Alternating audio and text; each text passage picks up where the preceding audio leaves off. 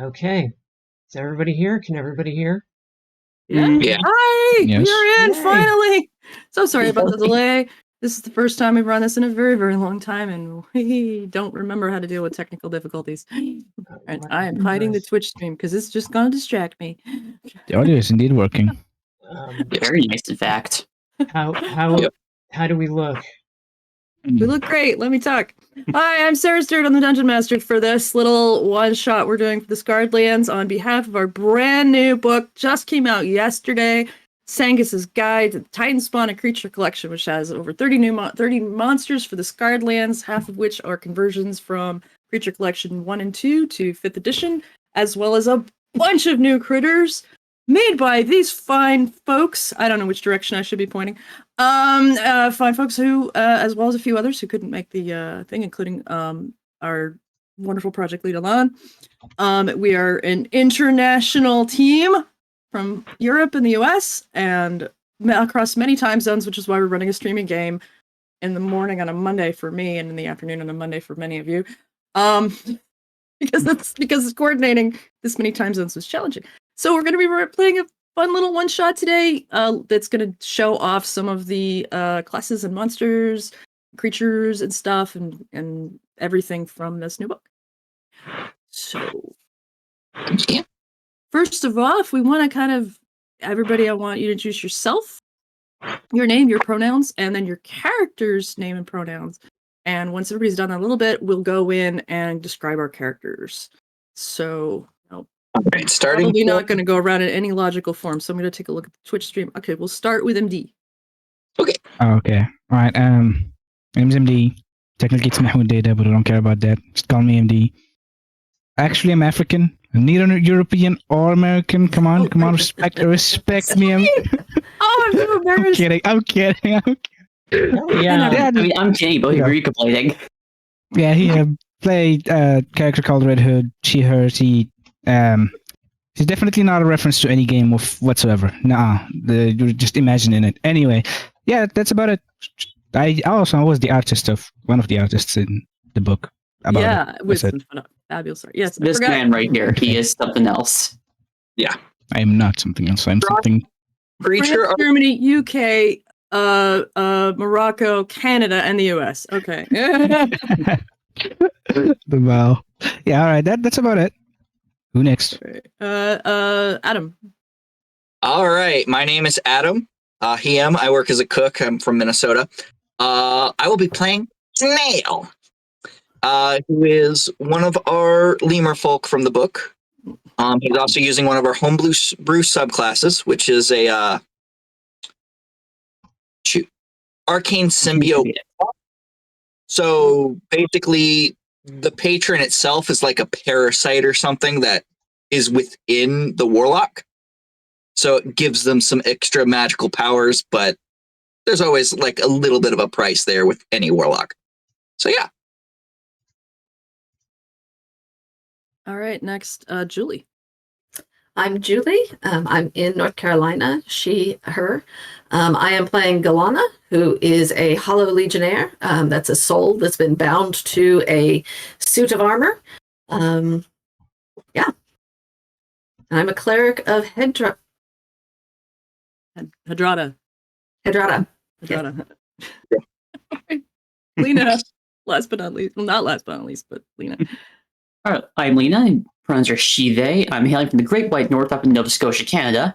And I'm going to be playing a Vigilant. This has been introduced in this book called Buck Draknell. He's part of the Semlane Vigilant, I believe it's called. I pronounce it Samanye. Samanye. Let's go with that one. He's Samanye Vigil, deep in enemy lines, helping to coordinate this team today. Right. And then last but not least, Fran, my lovely wife. Hi, I'm Fran Stewart. I'm the person who's attempting to do your OBS today. My pronouns are she, her, and I have anxiety and shaky hands right now, so I'm doing my best. Thank you for being patient. And I'm playing... You're doing great. And maybe jumping in on an NPC or two, because she does silly voices that I fail to do. My pronouns are usually they, them, sometimes she, if you're bored. And I'll be playing all of the other monsters because I am the GM. We're gonna die. Definitely. I don't know. If you die, it'll be your fault. I am not trying to kill you, but I'm not adding any dice rolls either. So we're starting off today. You all know each other. You are a party. You have been traveling for some time across the lands of Gelspad, led by your vigilant Buck. You have a mission. You started somewhere over. I have a wonderful map of Gelspad. Started somewhere in Vesh, probably, maybe. I don't know. Mhm. Well, at least Buck did. And who picked up these people along the way. And you eventually arrived in the Calastian hegemony, which is, as far as Vesh is concerned, considered enemy territory, as Vesh is in the middle of a cold war against the Calastian Empire. They're notably considered the lawful evil bad guys in the campaign setting. And Vesh is the neutral good guys in the campaign setting. You can debate that as long as you would like, whether that is accurate. Interesting setting. There's a lot of moving parts and It's complicated, which makes it rather interesting of a setting to pick up. Yep. I mean, there's an ocean of blood over here, so anyway. Yeah, don't worry about that. That's not setting. It's not relevant point today. to this game.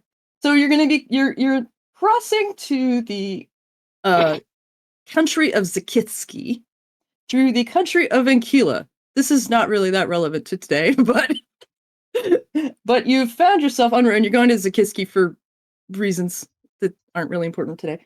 But en route, you are in the middle of the country of Ankila, like kind of traveling through enemy territory, as far as a couple of you are concerned, and stop at a small village for the night for provisions and to rest for the night in a lovely little inn.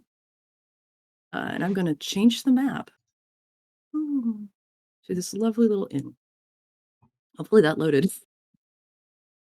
It's getting there. It's getting there. Oh, I need to do the thing. That's why. Do the thing. Bloop. Okay, that should do the thing. Yay! I got the background actually background instead of side grounding. Can you see the map, Fran? Yes, I can see the map. Or do I have to drag your fake character in the map? No, Okay. I have to scroll a Zoom little in bit. on the map. There we go. It's very pretty. We've got this wonderful inn, and this is where you are. So going around, what do you guys? You arrived at this inn. What are you doing? All right. So currently, I'm in a trench coat. Snail is a Yeah, little. technically, we're both of us. You're both in a trench coat. Do not be distracted by Snail. You see, Snail is not lemur folk. Snail is rat folk. Snail is Slytherin.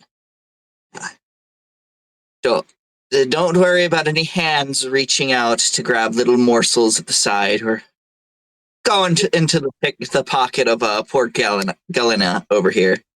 I'd like the both of you, both Snail and Red Hood, to make your respective disguise. So make deception checks to see how well I'm you good guys at that, are actually. doing at your. We're not two lemurs in a trench coat, but a suspiciously tall rat person. Where is my deception? There it is. Seemed like 4 rolls, so I'm just gonna go with the first one. You guys, I think you have should probably go with the last one since. So I'm seeing Oh, wait. I We're can't both hit. good at it, actually. Damn. 22. Okay, At the 25, a 16. That was my bad. that's okay. I'm gonna go with 16 and 22.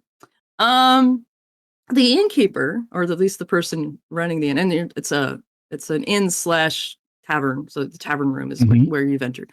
So the tavern is being run by the lovely matroness Genna. Genna, could you roll a what is it called? These insight check to see if you notice anything weirdly suspicious about this group of adventurers who clearly walked into your bar. I can do it for you. Yeah, you're going to have to do it for me because I don't actually have control. Oh. I gave you control, but it didn't help. So that's fine. I'm going to run gotta do a little check there to see if she suspects anything. You are fine. Oh, okay. It's clearly a rat person. I haven't seen very many rat people around, but I do see a group of adventurers have just entered my bar. So that's cool. All right, and Buck and Galana, can you also describe yourselves, please? Sure. So Galana is about 6 feet tall. She has gleaming plate mail armor, and from the shadow of her helm, there is a sort of bluish glow that emanates, and a pair of eyes that don't look entirely human. Almost, but not exactly human. And you've got a glow about you that you're lighting up a good 5 feet around you in a dim glow. So anybody have sort of a spectral appearance. Anybody who stands within 5 feet of Galana is going to have like a disadvantage on any kind of stealth checks. Yeah. All right. We should go away from the both of us. God, move. Finally, Buck. Over there. All right. Before you is a half elf, around 5'10", has nice olive skin, blue eyes, and looks to be a specially carved wooden bow. You can see written in Elven Valeria on one of the wings or arms of the bow. I can't remember the exact anatomy of it. And on top of that, you also see it looks to be some specially crafted cloak. Has symbols of Veratray and the Ganges on them. Likely an heirloom from his mother. Looks to have a couple short swords on his sides. Go on. Would you wear that in enemy territory? No, he keeps it covered. He's concealed. Yeah, I'm from Veratray. Maybe not. Well, though, half elf, Veratray's not so bad. How do you do, fellow Calastians? Yeah. Yes, he's definitely better at convincing people he's not from Calastia's words rather than his actual appearance. Yeah. So, the Ganna greets you. Hello. I have strangers in these woods. Please have a seat. What would you like to order? What do you folks need? Round of wine, perhaps? Establishment. Certainly. I apologize. It's just me running things right now. I would like your finest local dish. Finest local dish. Well, I can give you what I have prepared. Otherwise, you're going to have to wait a bit because it's just me tonight. So, wonders where others are. Also, has any grapes? Snail would like grapes. Grapes don't grow this far south. I'm sorry. From Don't like mind the him. He's stomach got area of snail. tastes. Since we're technically covered by like a big cape from the stomach area of snail, just to hear somebody say, Red Hood would like to ask if there's any chicken. Chicken. Good. Chicken. Yes, we have chicken. I can get you that. I do have some of that. I'll be wine. Congrats. Okay. She leaves back into the kitchen area. And it's just like the four of you here. Just the four of you here. Just like otherwise this tavern looks dead. There's no one here. No other patrons. It's like Snail suspicious. Snail suspicious? Snail suspicious. Snail will like to use one of his class features that the symbiote warlock has. Sure. It's called Enhance Host. So I have advantage on perception and insight checks. And I'm going to think back to that situation with the innkeeper. Is there anything that I glean from that with advantage on the insight? So I will roll 2. Technically, it already rolls 2 on its own. Yeah, already rolled for you. Yeah, 21 and 21, which is a 21. She looked rather sad and a little bit like normally it's not just her. You figured that out like immediately. But she's like, it's just me tonight. And it's like, that's not typical. She seems like overwrought. Definitely but also kind of excited that you guys are here. Like, oh, are these adventurers? but also definitely like stressed out, really stressed out and sad. All right, would anyone else like to do anything else? You know what? I suppose, just to be clear, we're not currently in my favorite terrain at the moment, which is Forest Guard. No, you're in an inn.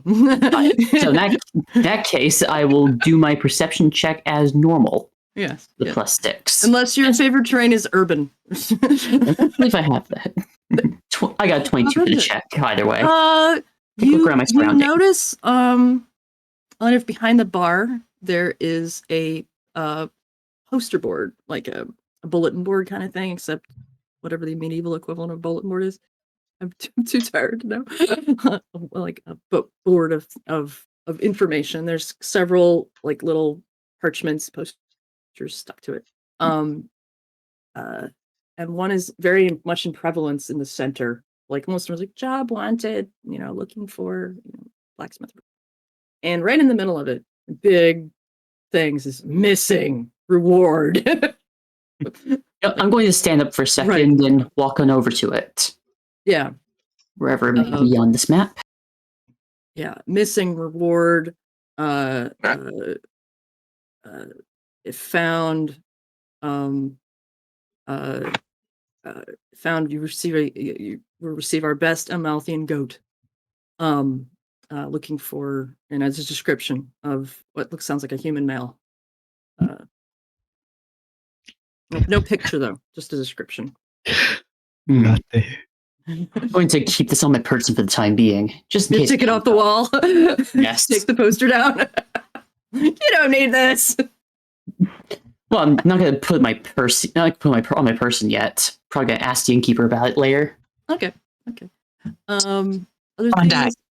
Hollandai, methinks innkeeper's sad about something. See if we can't help. Maybe get good money. Maybe good food. Maybe an Amalthian goat. Can I say, yeah. Red Hood believes, and Red Hood believes this to be trouble. Let's ignore it. Milana, what are you doing? I am. I sit down just very stiffly where I can see the door and the door to the kitchen, and just appear to be very vigilant and watching what's going on, and trying very hard to ignore the silliness going on around her. It's like very constant.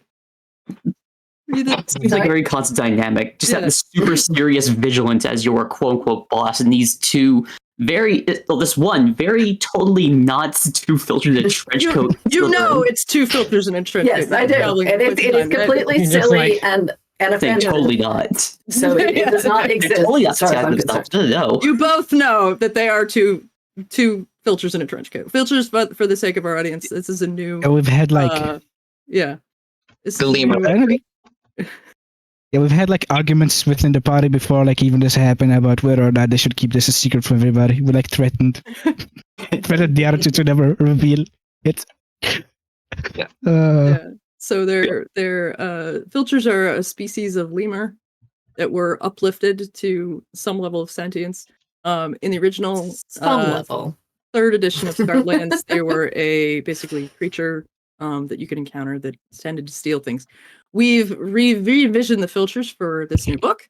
They are now a playable species, and a little smarter than they were back then, although only so much. Yes. Snail is quite smart. Very smart. Snail intelligence has a 1 and then a line next to it, which means very intelligent. Very intelligent lines. Okay. All right. How smart am I?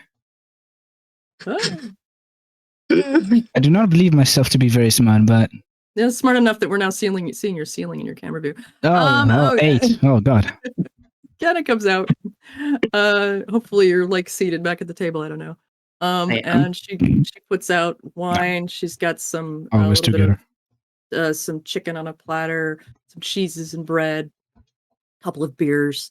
It's servings for 3. She thinks there's only 3 of you. And puts it all out, and she notices that you've got the wandered poster down, It's like, oh, you took the poster down. I was just having a look at the description. Wanted to ask you something. My companion over here couldn't help but notice you were feeling a little down. Wouldn't have anything to do with this poster, would you? Yes. When you know? Yes. That's my husband. I see. He's been missing for almost a week. I think I fear the worst, to be honest. But I haven't completely given up hope. Do you have many foul creatures that wander this land? How long have you lived in Gelspeth? 5 years. Yes, we have many foul creatures that live in this land. Do we count as foul creatures? Divine War happened 150 years ago. Depends on when the last time you bathed was. And we are about 5 miles from the Whistling Woods. I honestly, my husband went to the woods to should be the safe part of the woods to gather wood for the inn because we needed firewood, and he periodically goes to do this, and he's not returned. He's done this. I understood this to be safe and lawful lands. Lawful. I'll leave it at that. Safe. I did send word to the nearby fort. They came and did a cursory check and found nothing and left. I don't feel that they were interested in a lowly innkeeper gone missing, as they claimed many go missing all the time. And he shouldn't have been in the haunted woods. But as I said, as long as we stay in the well-marked territory away from the witch, the haunted woods are very safe most of the time. So, and he knows better than to cross the boundary into her territory. But I fear that maybe she took him, because she does that, although she doesn't generally take adults. Witches are very devious creatures. Snail said you mentioned witch. Snail means hag. She's a hag. Specifically. No, GM to party. Witches aren't necessarily devious. Hag sure as fuck are. Which is just to a cleric of Hydrata. Witches are devious. To the cleric of Hydrata. Yeah, never mind. Fair point. Yes. I fear that she may have taken my husband for some purpose, but I do not know. Is this something that you are interested in? Absolutely. Just so happens you have one of the best pairs of eyes this side of Gelspad on your side. Really? I don't have much. I can give you free room and board. I don't have much more to pay you with. Free room and board is all I need for an assignment like this. You could give me my chicken. Oh, the chicken's there. The chicken. Yeah. As Galena is eating, or the food is sitting in front of her, she doesn't actually eat. She takes a bite and tastes it, and then passes it down. Inside the hood. Inside the big hood. And I just snitch on it. I just imagine she just bites it like, tasty. I can eat. I don't need to. Yeah. You do have a physical form, technically. Exactly. Yeah. So the Hollow Legionnaires are, as Julie already said, they're these spirits that inhabit armor. Wow. They don't need to eat or breathe or drink, but they can. I hadn't really thought that through when I was writing up Hollow Legionnaires, but yeah, translucent green poop. Oh no! We don't talk about. It's called ectoplasm. Yeah. We prefer the term ectoplasm. Yeah. It goes right through me. It just mashes down into, and then you don't really see it. So you'll see the snail kind of shift a little bit, as if something on his back just moved, and he'll say, "Witches have magic powerful. That magic snail needs." Oh, don't challenge the witch. No. Oh no, she would kill you. Unless you're the most powerful adventurers in the world. Here. Hold on. Okay, don't move. She runs back to the kitchen. She's gone for like just a few seconds. Comes back out with this big jug. Here. Give her this. This is a jug of Amalthean goat milk. It has healing properties. It's a gift for her. Give her this. If you choose, you don't have to do this, by the way. This is very dangerous. Don't confront her. Don't bother her. But if you can speak to her, if she has my husband, I will happily trade him for our goat. I feel that an Amalthean goat, their milk can heal. It may be valuable to her more than a servant would be. I hope. I would gladly trade that without question. So give her this milk as a gift. And then maybe if she has my husband, if she'd be willing to trade for him for the goat. This is the contract? She sort of sits down in the chair next to the table. That's the Galana looks at Buck and says, "This is the contract?" All right, I'll have a look at it real quick. Just make sure. Seems to all be in order. It's just While they're writing. doing that, She's just speaking. There's no contract. There's no written paper or anything. Yeah, no, it's while they are discussing that between them, Andrada, legal.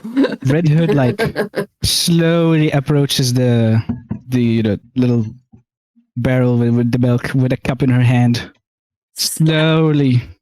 slap. Red Hood wants to Milk drink is now. for the witch. Gotta taste it. Speak down to Red under the trench coat, of course. What doing? Milk trade for power. Power good. Power. Not for power, for her husband. Yes. Tasty. Milk tasty. Red Hood like milk. Goat milk best. Once we finish. Anybody wants to can roll history if they want to know what the heck an Amalthean milk is. Attempt to roll history with a negative one. I have no clue. No clue. You know what? I'm gonna have a look as well. Neither do because I. I am curious. Oh, please be something good. Never mind. I'm not great at it. Okay. 14 for me. And the 20, and that was perception. oh. I accidentally closed the game. Oh, wow. Waiting on the Well, since everybody failed, I guess I had waiting to on roll Red Hood. myself too. Here. Yeah, my my thing closed. 14. By accident. 14. Some goats, the concept of a magic goat isn't unheard of. Amalthea as a country is west of the Keldar Mountains, like west of Vesh. Before you reach just basically between the mountains and the place where your vigilant was born in the Ganges forest. So it's like somewhere between the forest and Vesh is this little country called Amalthea. Magic goats could be a thing. Doesn't seem unreasonable. But you're not sure, like, you've never specifically heard of an Amalthean goat, and that's what 10 and up gets you guys. It's like you've heard of Amalthea, but you don't know if what's an Amalthean goat. You don't know. An arm she appears from a. The jug is sealed. But she brings out some cups. She's like, I can clearly see you're interested in the milk. She brings out some small cups. They're like, maybe a sip of the milk each, and hands out 3 cups of milk to you guys if you wanted to understand why I think she might be interested. She hands out 3 cups of the milk. Red Hood very pleased with what you do. I shall reveal my true form. Do you like pop out of the trench coat? Yeah, we split up. You do? You're a You're very like, good darkness, person. I want my own Red cup of Hood milk. likes Oh, there's 2 of you! Oh my gosh! Oh. How Don't mind them. How clever! Let me get another cup. And Thank she you doesn't very open the much. jug. She has like apparently more milk out back. She gets another cup, another little cup of milk. They're like a swallow. Not a lot. But do you guys try the milk? I'll give it a sip. Snail I'll waits. drink as much as I can. So would you like down the cup? If you Yep. were damaged, you'd be healed 10 hit points. But you're not. But you do feel a refreshing, like healing kind of properties of the milk. It is reminiscent of a healing potion or something like that. And it's like, oh, this is, and it's really rich, creamy. She did pasteurize it, so it's, it's been boiled. But other than that, it's like really, yeah, like almost like whip this up as a whipped cream or something like that. But it's just a really rich, creamy, really good milk. Oh my! If you don't Imagine like some milk, coffee with this. yeah, A latte of sorts. I use it sparingly. We only have the one goat, but many have come for. I try not to spread that we have it because we could be in danger if it was ever taken. But in this case, I feel that it is worth the risk to get my husband back, as I suspect the witch would be interested in this. My husband would probably be very upset with me if he found out that I'd be willing to trade his prize goat, but I see no other alternative. I've been thinking about this for days, and it's just fortuitous that you folks came along. If you're, again, willing to do this, it sounds like you are. But don't upset the witch. She's very, very dangerous. Red Hood has a question. How many adventurers fought the witch before? I have no idea. I've not sent anyone. The only Oh, so we don't know if it's actually strong. I can guess. I think we can do this. I don't know if any adventurers have successfully fought the witch. But if none have? I've heard tales of those going into the woods and never coming back. Were they adventurers? Red Hood thinks not. How do you define adventurer? I don't know. Strong people. I know the Calastians have sent in folks into the woods and they have not returned. But it again is if you go into her territory. Really depends. Like I said, you could stay in the outskirts, stay away from her well-marked territory. How does she mark her territory? With bones. That is less smelly than other options. It'll be very obvious, and I think I haven't gotten close enough to see them myself. But I grew up near here, and it's been I remember a rumor a few months ago that a child had gone missing, and she takes a new child maybe every decade or two.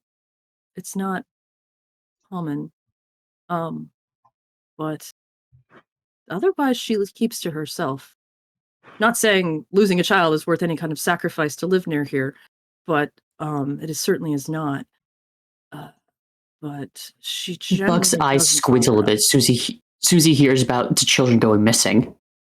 Well, hey mothers, this may have just become personal. Every once in a while, a great while, a child will go missing, and folks blame the witch. I couldn't say if the witch is kidnapping children or not, but I had hoped that if she had taken a child recently, she wouldn't have been interested in taking my husband, and we've never heard of. I don't know. I just don't know. But you're welcome to spend the night. I have some beds, 4, I guess it is now. And upstairs there's in space. So you're gonna say something, Snail?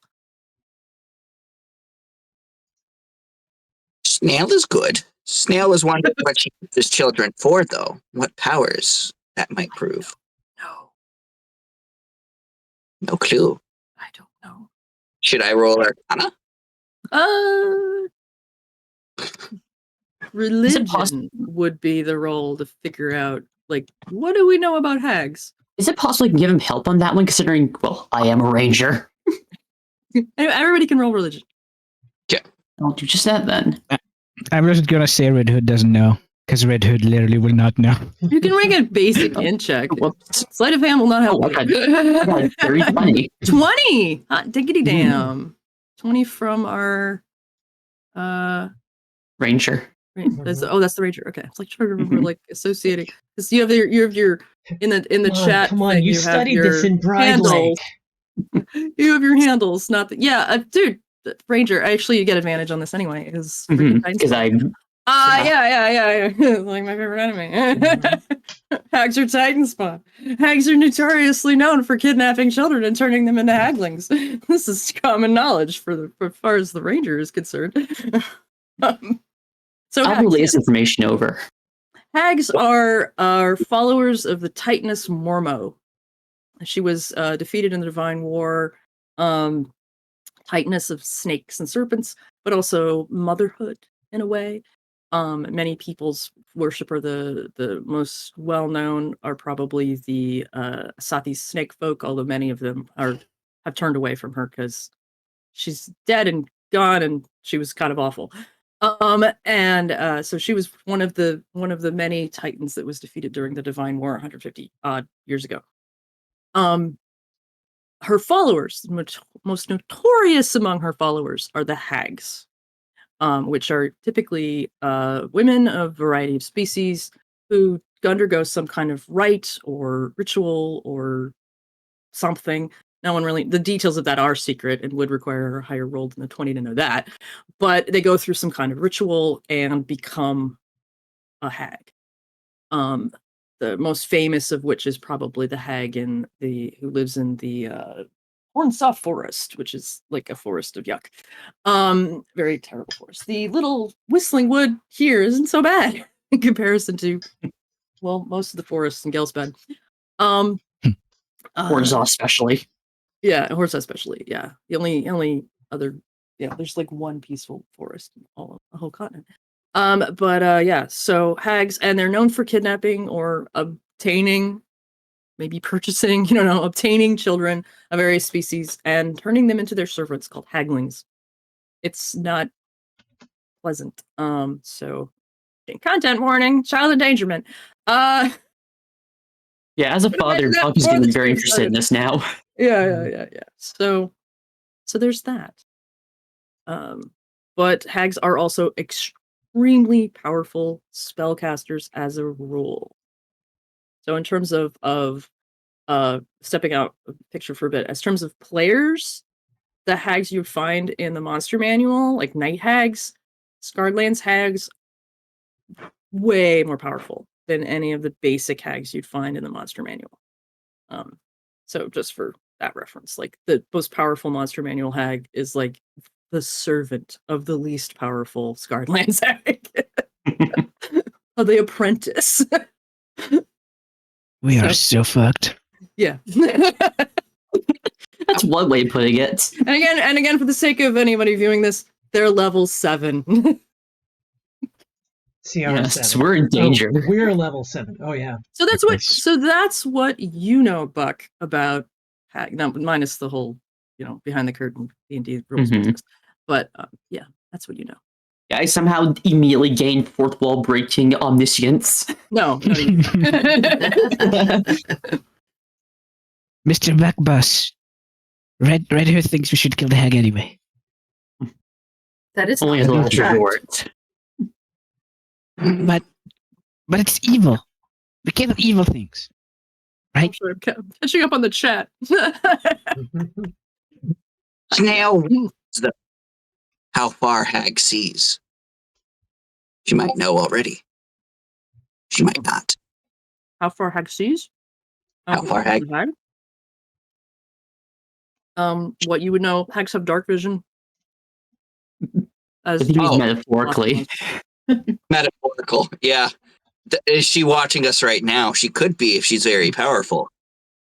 Maybe. Or not. You don't know. Also, that's kind of a little bit of strategizing. Yeah. Are they going to be scrying on random adventurers, randos in an inn several miles from her domain? Probably Well, not. if she wants the goat, of course she would. Yeah, off comes Razor and says, Does she even probably know the not." goat exists? You don't know. Let me look Here. on She Blue. knows. Let me look on Blue Scry and see who's blowing up my notifications. Does she know who's the goat? Oh my god, this thing fell again. Okay. Well, Done. yeah. Thanks to all profusely tape. for even Oh my God. looking into this for her. She'll set you up with rooms for the night and food. She doesn't really have much else, in terms of provisions. But she's very sparing on the goat milk. Like she doesn't have like what is in that that big bucket is the bulk of what she has. So, and she's gonna hold on to that pitcher of goat milk until you guys are ready to leave. Understandable. It's very valuable. And she doesn't know you guys. There we go. So do you guys rest there for the night, or do you go off into the haunted forest in the middle of the night? What are you guys doing? Long rest till morning. Nice, not good. Or maybe How hard can it be? because the rest is 8 hours. Yep. Plus I would extra want- time to, Daylight, where it's like kind of getting dark, but not exactly dark. Hmm. We all have dark vision here, correct? no, All right. Nope. Correct. Then Legion we doesn't.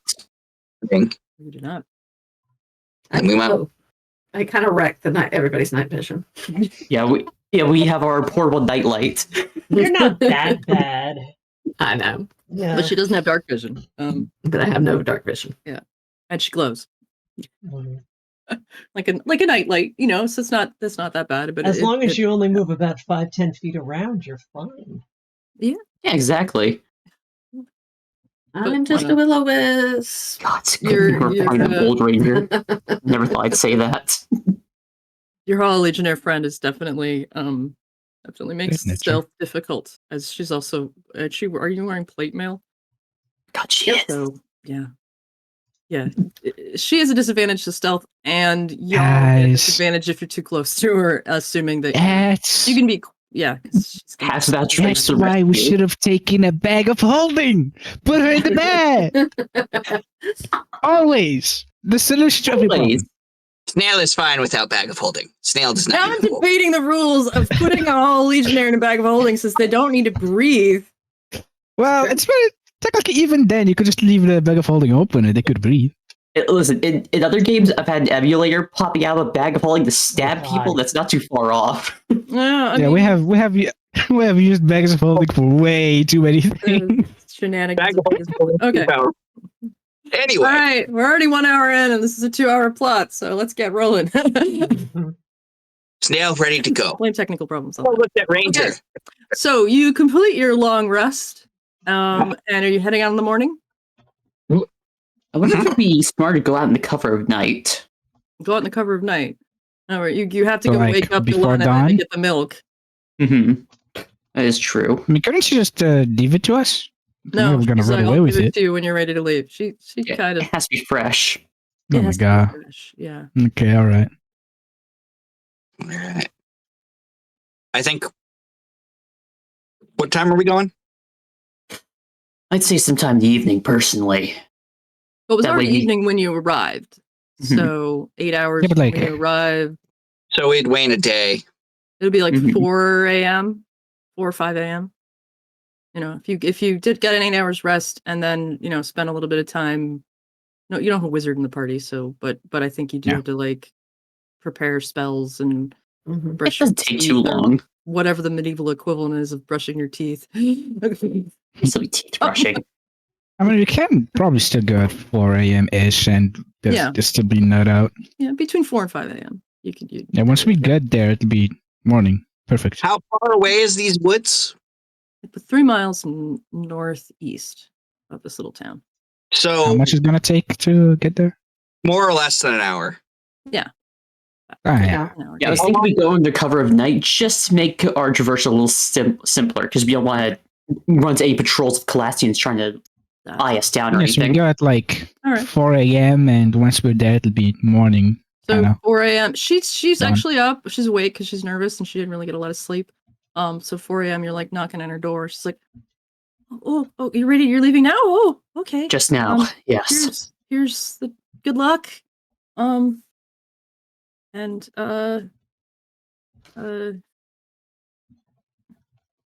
all right, ma'am. I hope the gods protect you. Of course, we'll bring him home. Don't you worry. If he's alive, and if he's not alive, just bring me news of his fate, whatever it is. I guess. I solemnly bow my head and gesture everyone to come over. All right, we all ready? Yes, Snail is ready. I am ready. Another cat. Different cat. We have so many cats.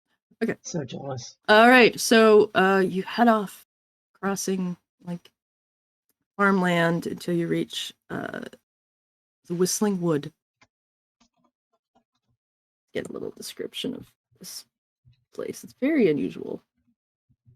Should have had this available. Go.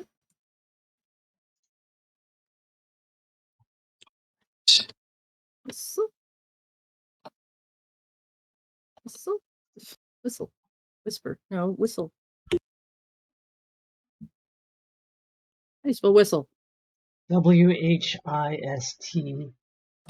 I thought. There we go. Whistling Wood.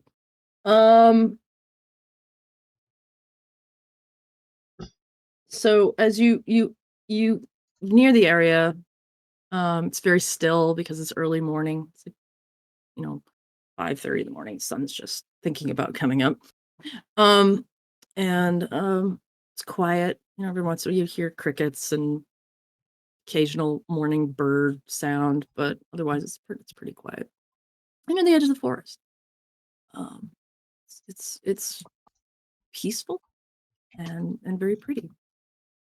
And then start going through the forest as the sun is rising, and you hear an eerie sound as the wind picks up a little bit as the sun rises, and it's a little bit disturbing. I mean, call it the Whistling Woods for a reason, and that's what it sounds like.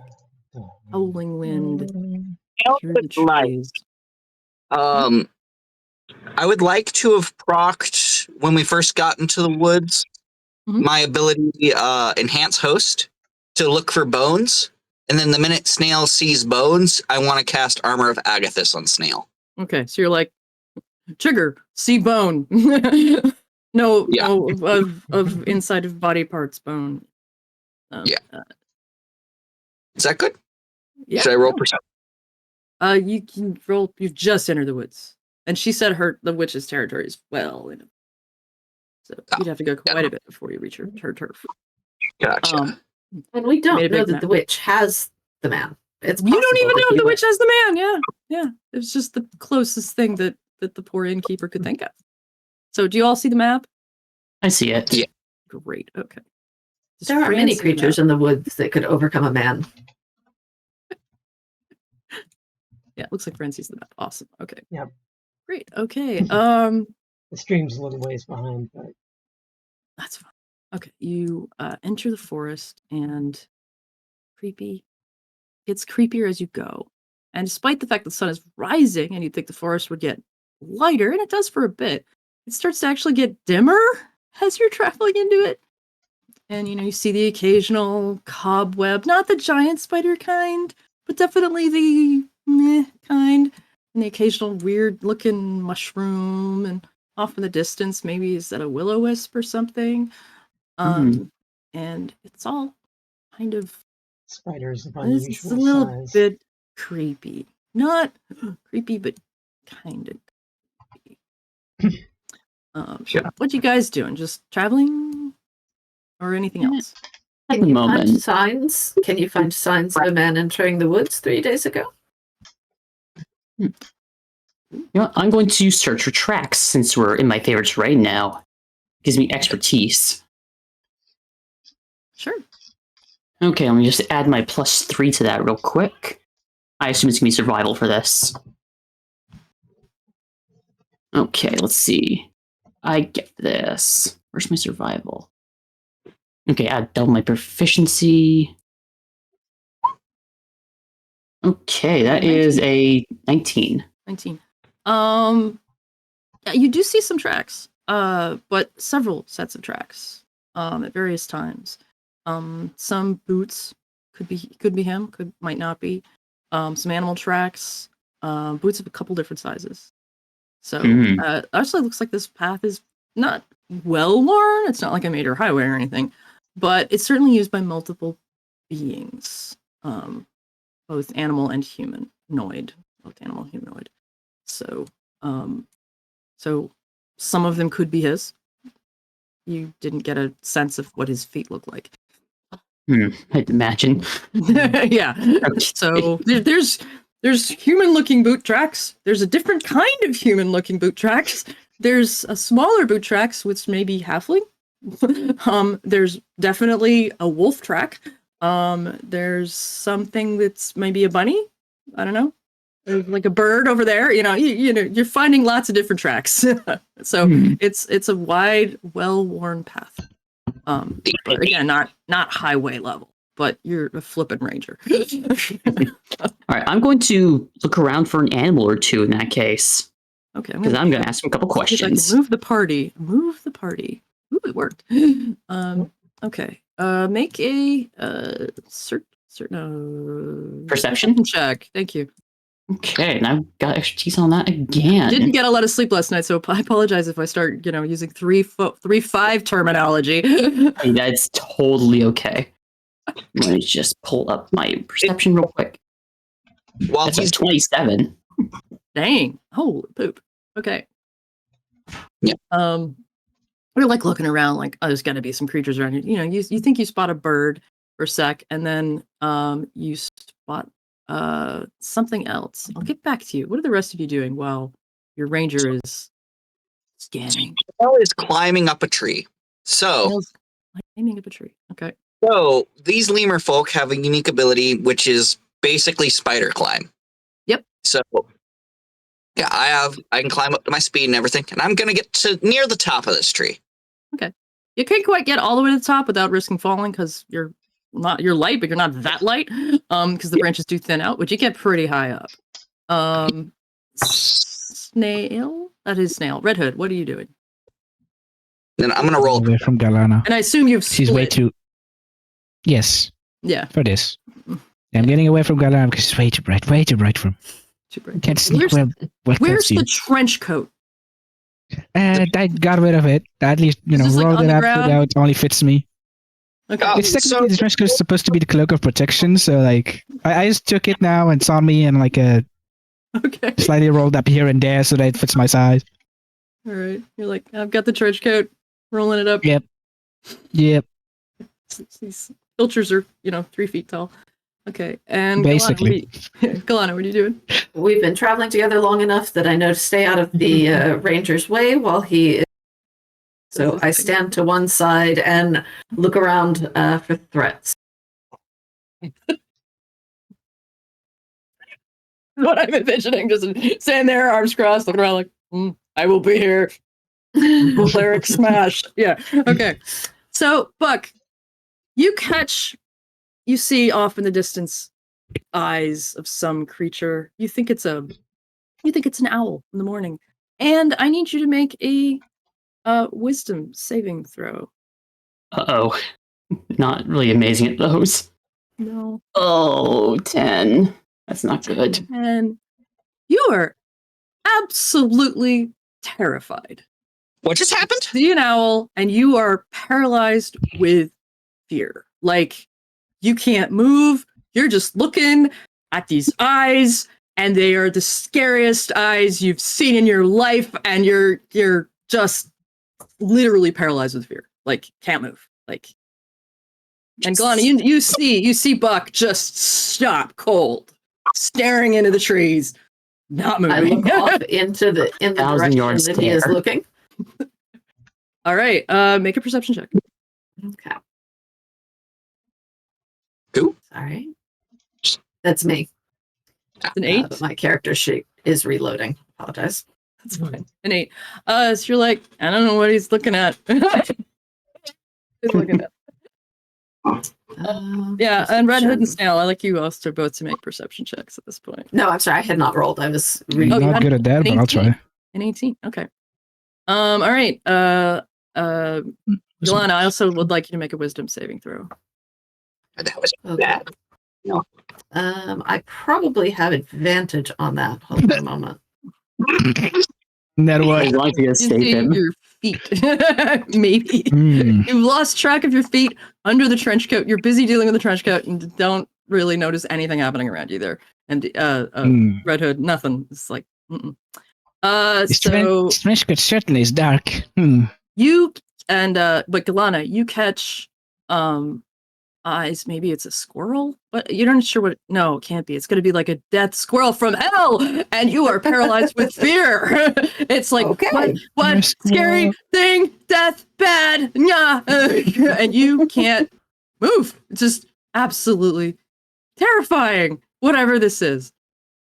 And Red Hood doesn't notice any of this is happening. Snail, what are you doing in your tree? You're like, da. It's really quiet down where the party is. Looking out, looking at things. Look at things. Okay, and did you make a perception? Your perception was 10. So yeah, you well, one thing you notice looking down is you see 2 members of the party are just not moving. And the looks on their face are like rictuses of horror. and Red Hood is just dealing with the trench coat. Oh, wow. What do you do? Nail. Sensing threat and also noticing that they're... You definitely see they're scared. Just staring at something in the trees. Frozen in fear. going to attempt ambush stats. So Snail is going to cast Chameleon Skin and then attempt a stealth check. All right. Buck and Galana, I would just make wisdom saves again. Please be a little better. Okay. Oh, come on. All right. Well, Galana's like, it's just a squirrel. It's just a squirrel. It's just a squirrel. It's just no. And you get critted. So you're like, we're good. That was we're fine. We're fine. You're fine. I'm in clinic. I can do this. Grab the ranger by the back of his armor and pull him away, like out of line of sight of whatever he's looking at. Whatever he's looking at. I'm like, no, look away. Okay. And yeah, after like a few seconds, the ranger shakes out of this terror feeling. But you're shaken. You're like, this is not good. That was an ugly squirrel. Yeah, you saw like a death owl or something? You're not sure what it was. It was bad, whatever it was. You're shaken. You're basically like at the moment, like, I am not happy. The animals cannot be trusted. Yeah. Meanwhile, so that happened. Red Hood finally fixes her trench coat and is like, so what happened? Why do you look like that? Yeah. Meanwhile, absolutely oblivious. Nobody sees Snail. Snail is hidden. Very hidden. But I fixed that. Of course I didn't fix that. And then off. Snail. You're like, okay, you're looking at your party. But you think you hear like off further up the path somewhere is like an odd sound, like a tree branch breaking or something, and maybe some kind of bird call, but a weird bird call that you can't quite place. Are you okay if I use my enhanced host ability? I have 3 of them per day. I haven't used one yet, so this will give me advantage on perception check to check on what that is. Sure.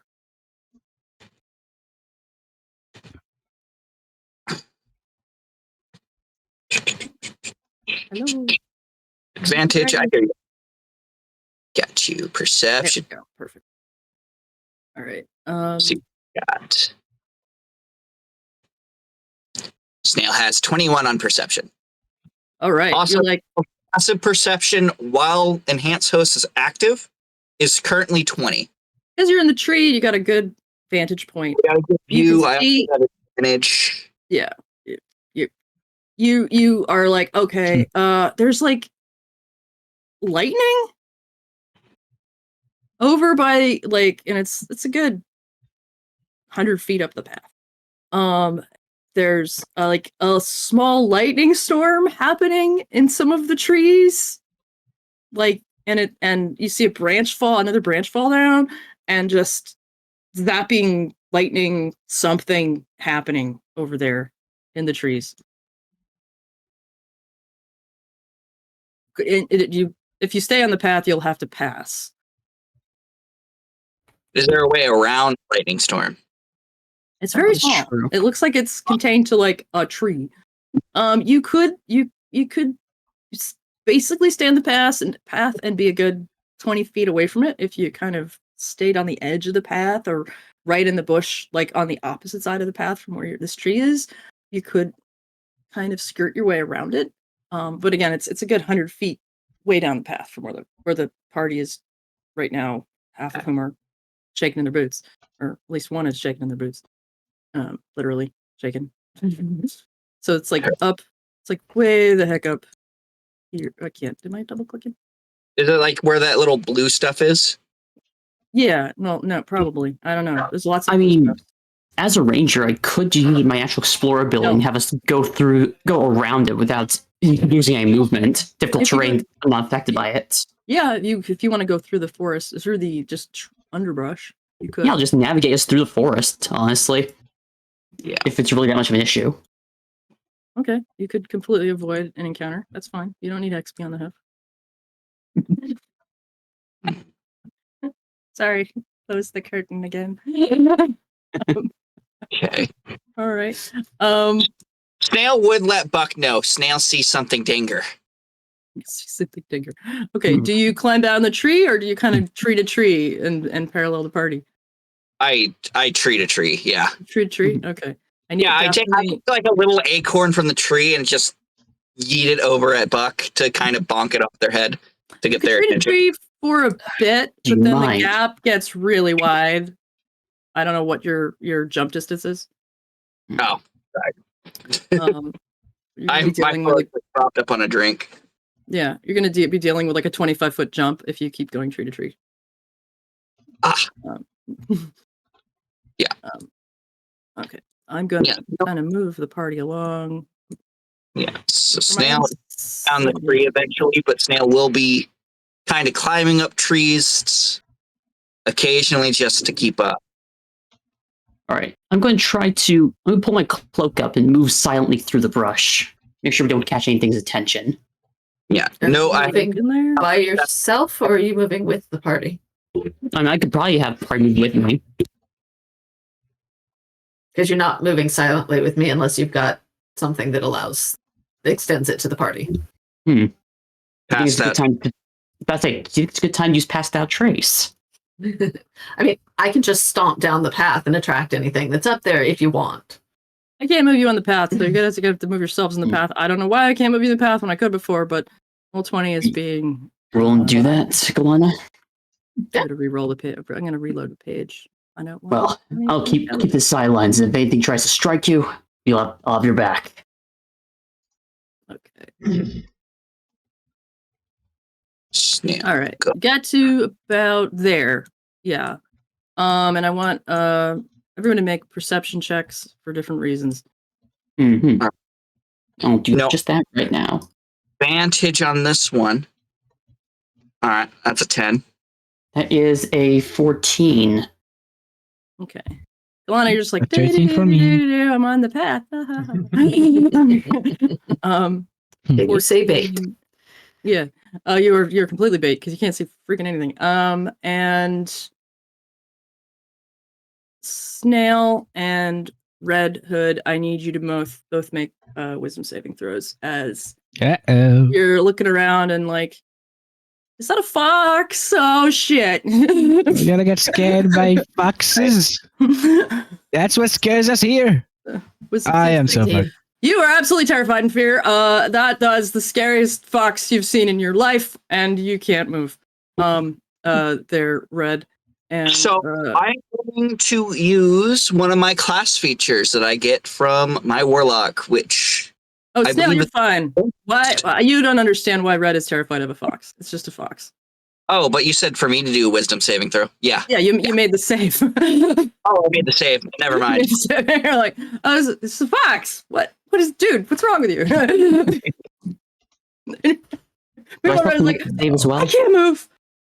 I just can't move, can't speak, can't do anything. You're just like staring at the scariest fox. But a ferocious creature is what I'm thinking to my head. In your life. Meanwhile, Buck is like, something lightning is ahead in the trees.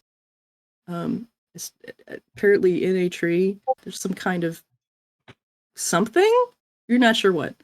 There's just lightning bolts every once. Like about every 2-3 rounds. There's like little lightning flash. Well, if that's the case, I'm going to, as Golan's going by, knock an arrow just in case it reveals itself. Knock an arrow. Oh no, you're not shooting. On my bow. Yeah. Which I have. All right. The elven ranger equivalent of racking the slide on the pistol. Basically. Yeah, sure. Yeah. Right.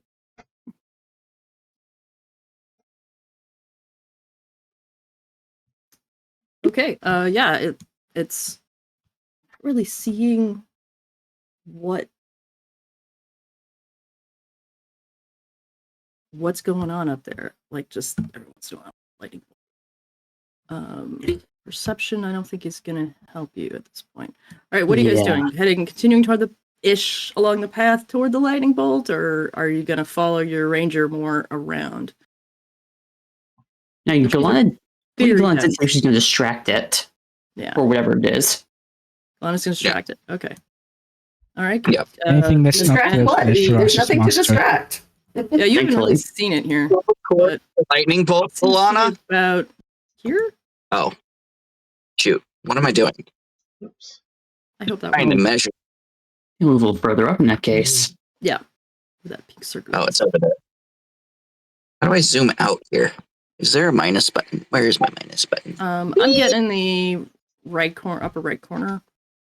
I have a plus and minus zoomy thing. If you guys are going towards that lightning bolt over there, I'm gonna hang back and stay over here, guys. That's okay with you. You're like, I'm within 120 feet. Dark vision up. Yep. Galana, are you moving ahead? That's just 7. I'm going to move you ahead a little bit. I'm good. And you don't really need perception checks at this point once you're within 50 feet. Just like I said, about every 3 rounds, a little appears. And you do perception checks to get a closer look. You can see the lightning, no problem. But beyond that, I want to do another in that case, just as I'm getting a little closer. Yeah. Yep. I want to see what I might have to hit. Okay, that's a 16 as I'm going a little closer. 16. Okay. You as the lightning is hitting, and you've been watching this for a while now, so you're kind of getting a better sense of what you're seeing. But only when the lightning is hitting, you see what looks like a fin is caught in like between two in a fork and branches. And there's like this fin thing appears and is kind of wiggling about in the branches in the tree as the lightning goes, and then like this thing just becomes visible, but only as the lightning is hitting, and the lightning is just kind of zapping around it of this weird bird thing. Okay, I'm going to tell where it heads up because you see a fin poking out of those trees. Yeah, like Fin? Like a fish? Almost. Fish? Like a stingray almost. Yeah, like a stingray almost, yes. I attempt. Is this a new character and this is a new creature from our book? Maybe aside, yes, possibly. Do all the players probably know what this is at this point? Probably, yes. Get involved that At I least can. anyone who did any editing. Okay, I don't remember who did this conversion. I did. Of course, I did the version. Yay! Okay. Boss back, Cat Red Hood, shoot it. Because they You pointed want out to to? the party. Nature checks. Yeah, I'll do No, that. I'm not bad at that, This actually. is not Titanspwan. You do not get advantage. Nat 1. Oh, With I have a That's plus 2. 0. Actually, let's check my 12. Explore. I might get something for this. An nature wisdom check Is related. nature's and wisdom. Hmm. So I'm seeing a dump stat right now. And Intelligence.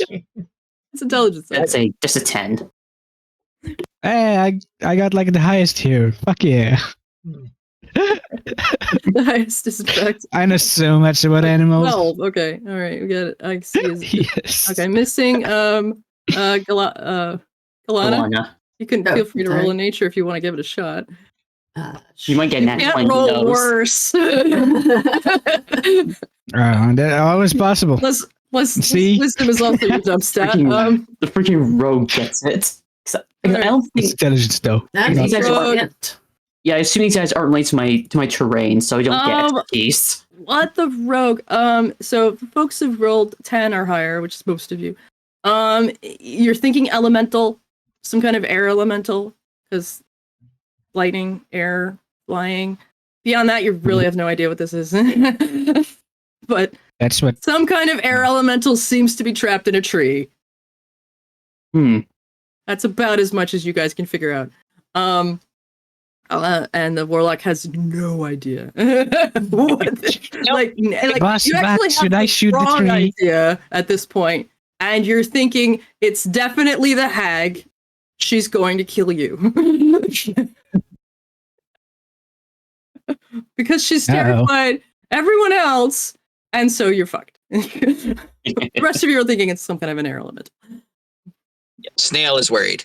Snail is going to let the party do what they do, and then if stuff hits the fan, Snail will save. Absolutely. Okay. Snail will save party. Snail will save everyone. Before we dive into initiative, what are you guys doing? You know what? I'm going to do something a little bit risky here. So, I know the creature is trapped. Does this mean there's possibly an area I can possibly shoot down to free the beast at all? It's like, do I see where it's being trapped? Because you might be able to avoid it entirely just by helping it. Yeah, you You said it risk- seemed like it was caught in kind of a fork between two branches, right, hon? Yeah. I was wondering if I could aim at that fork to almost dislodge it. A risk of hitting the creature itself. Risking if you the creature, miss, if you miss, you will hit the creature. And thankfully, I'm pretty good at shooting things, at least. I'll aid you by telling you exactly where you should shoot. Because I'm good at this. I shot trees when I was a kid. Advantage from taking your time to aim, too, right? Yeah, sure. I can Yeah, give that's you also advantage on possible. it. Okay, that's a very good thing. It's a 19 instead. Nearly that one. Very good. This, by the way. So this has guidance rolls if necessary. Frank, can you get that? Yeah. 1d4 then, huh? Oh no, that's for ability checks, Actually, not. Yeah, I guess Endurance does not work rolls. on attack rolls. That's supposed to work on attack rolls. Oh. Okay, so I would, assuming I do in fact hit, I deal 5 piercing damage. Wowee. To the fork. Oh, that's So a you lot of rolled damage. so with advantage because of the Help. there's so many names here, it's very confusing. What's Valeria? That's the name of my bow. Oh, your bow. Yes, it has it etched onto one of the wings of the bow. Okay. You did describe that at the beginning, I forgot. Mhm. Okay. All right, so you take aim, like, all right, gonna hit, like, thankfully you had advantage, otherwise you would definitely be hitting the creature. So you kind of hit the branch, arrow goes, just misses the whatever it is. And it's a tough shot, because the thing is, you wait for the lightning to strike, so you can see it, because it's only visible when the lightning goes, and hit the branch, and it shakes the branch. It seems to have like loosened it, but the creature's still freaking out. My turn. Not shoot it too. Snail wants to know what you're doing. So what are you doing? I'm talking to Buck, yelling. Snail wants to know what. Yeah, Red was trying to do something. I should the tree too to help. I'd say we're not initiative because it's not really combat at this point. But Yeah. Snail can help. Yeah, I can help him. you try. If you guys want to release the creature, you have to let Snail know, and Snail can use Eldritch Blast. Yeah, but Snail. I'll learn that fork. Yeah. Ilana, what are you doing? I'm just watching them. Just watching How them high try to help. How high up is the branch? About 25 feet. I can't jump that high. Yeah. You'd have to climb the tree. But yeah, it seems to be like from what you could tell between the cover of the branches and stuff. Everyone, when the lightning hits, kind of get the sense that there's something up there that's visible for a brief second. Can I move around and possibly see it better from a different vantage point? Yeah. You can kind of move your way around the tree. You seem to be okay as long as you're good 15 feet, 20 feet away from the tree. Mm-hmm. But you can see that the lightning is definitely striking the bits of the tree and the ground around the area. There's like lightning bolts, shots.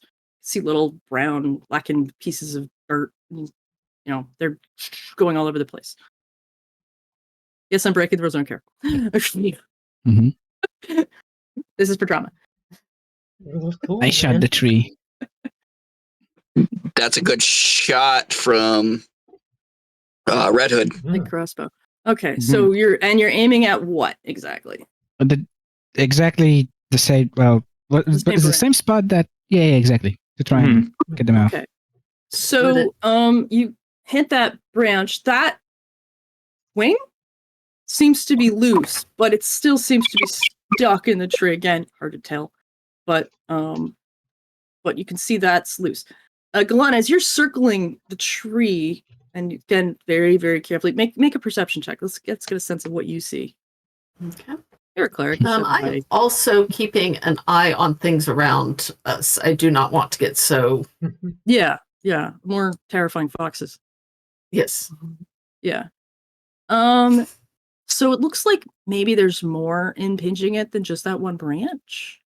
Like there's like a cluster of maybe vines or other bits of stuff that are concealing parts of this creature that it's trapped in.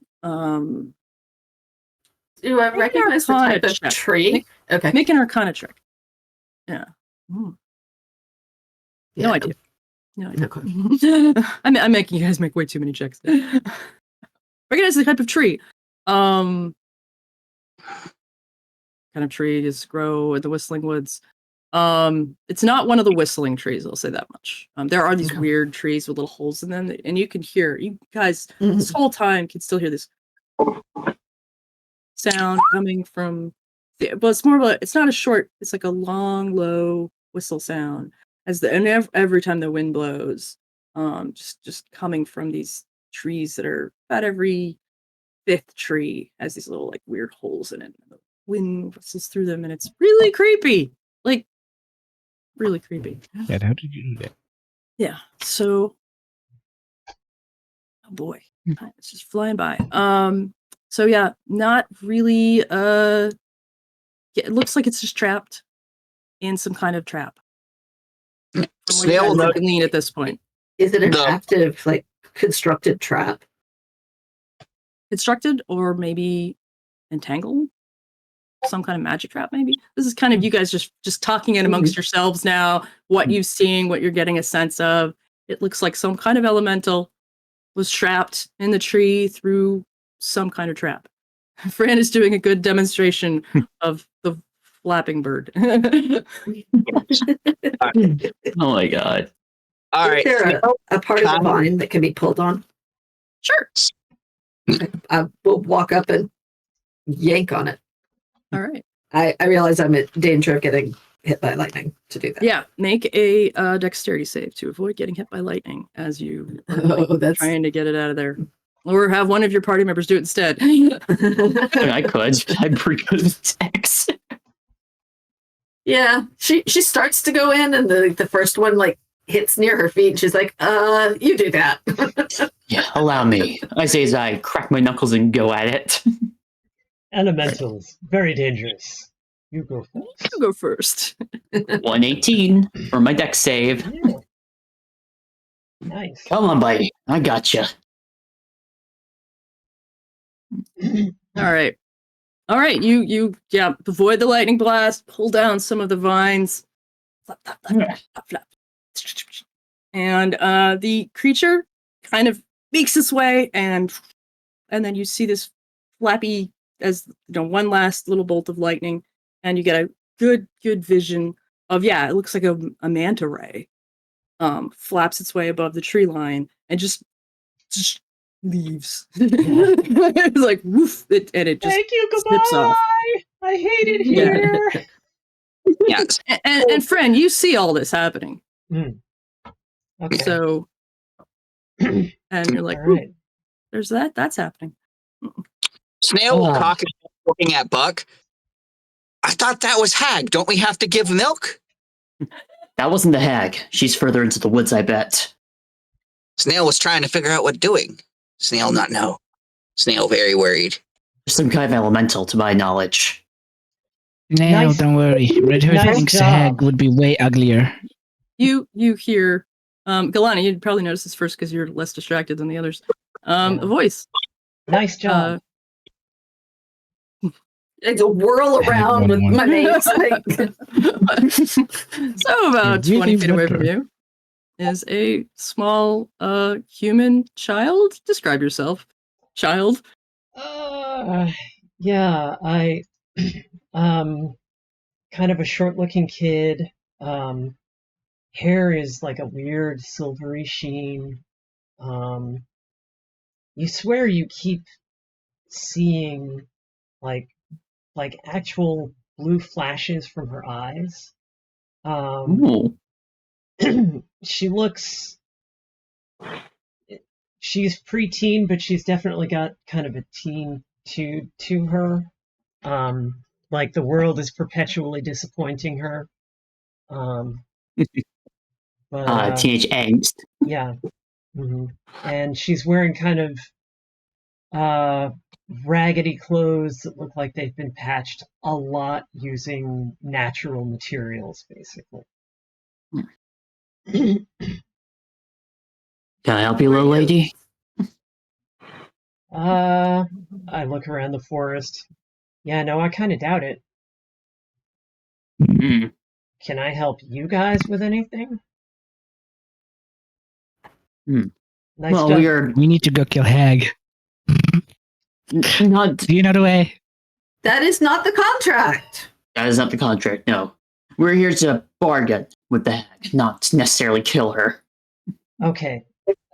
I would get my story straight before actually going and talking to the witch, if that's the deal, because Yes, don't mind him. Don't mind her, I suppose. So you She's a guys are- little eccentric. So our filters have stepped up to join the others because you guys. I guess not. I guess I would. Yeah. Okay. Actually, no. I say it from super far away. Say it from pretty far away. Okay. Yeah. It's still pretty far away. That'd be You're funnier. shouting at it from 60 feet away. No, okay, we won't. We're not here to kill the hag. We just want to talk to her. Okay. Because I can. Snail just wants to know magic secrets. That's all Snail wants. Just no magic. Okay. What magic? Can it help Snail? Snail has magic knowledge. Snail needs. You can talk to her about that, but yeah. So, and I point off in the distance up the trail a little ways, and I'm like, that guy. And where I'm pointing, you notice there's a skull with vines twined through its eye holes. And that guy, for sure, came to kill the vile hag of the Whistling Woods. They're still here. And you probably also notice in the area that I pointed that those aren't the only skulls that are sitting on the ground. So I can take you to her, but we don't need to fight innkeeper. Innkeeper. Big skittish. Yes. Her husband just went missing about a week ago, and we've been sent to go find him. Oh. Wow. We're hoping if he is alive, we can bargain a little something with the hag. Assuming that she has him in her clutches. Wow. Well, that is that I am distracted by Awesome Cat, by the way. Okay, sorry. Yeah. Cat eating magic cards? What is happening there? It's only Pokemon cards. He likes to play with them sometimes. Mm-hmm. I can take you to her, but my advice would be to be real polite. And if you want to learn from her, I mean, yeah, you'd probably have to share a bunk with me. But you could ask. I don't know. You I don't really know from lemurs. Are you a guy or a girl? Snail. Snail is snail. Red Hood is Red Hood. Okay, yeah, she might be okay with that. She might be okay with that. Are you a hagling?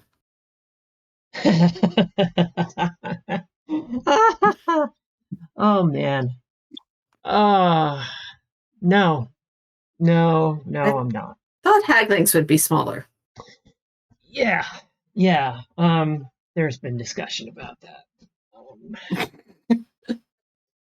Anyway, yeah, the haggling community that has discussions about these. If you guys want to meet Mom, I can go take you there. Please lead the way. All right. I don't want to be kind to the evil lady, though. You follow. I'm gonna jump a little bit here. Snail. Follow. Oh, sorry. Don't make she angry. We would be dead by now if she was mean. Fine. Red Hood will try her best to be normal. All right. Like most of what's going on right now seems to try to scare us away. Yeah. Snail. She's busy. She doesn't like annoyances. I say as I'm walking away down the trail. Snail too dislikes annoyance.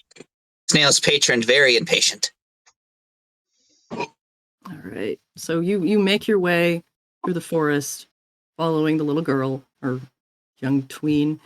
And at this point, basically about where a little bit behind where she was standing initially when you met her, you do see, bones, skulls, and then piles of bones, cleverly piled, marking the path, and along the path and beyond it.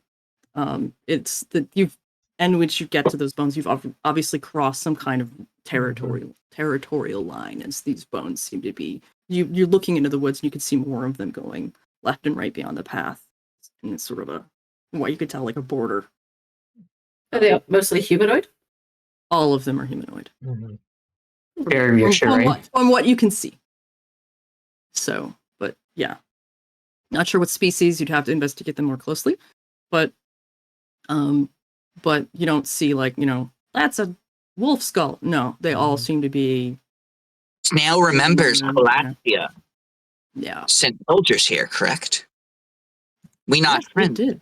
Calastia did send soldiers. We're not in my territory anymore, so we can say that we're not there. Yeah. So eventually make your way us, path, and you're almost on top of it before you realized you have approached a incredibly well concealed structure. And you're a little further than where I put you on the map. But you have approached this little house. The map is black for me. Oh dear. Oh, entirely. I'm sure it's obscured. I will. Well, it should be obscured. but it shouldn't be completely black. Let's give your Yeah. token some You vision. probably don't have token vision, yeah. Yeah, I gotta turn token vision on for. I thought I As turned our- token vision on for everybody, but As I our could have missed ongoing one. joke goes, Roll20 is the worst virtual tabletop, except for all the other ones. I miss Astral. Mhm, Not because it was good, but because I knew it. mhm, So true, bestie. mhm. I like Owlbear. It's fun. I loved Astral because it was very you could do a lot with it, but it was slow as mud. Oh god, it was such a slow thing. Okay, so can you all see now? Yes. Yes. Awesome. Yes, the building should be occluded. Mhm. It is. Yes. So, last chance. last chance.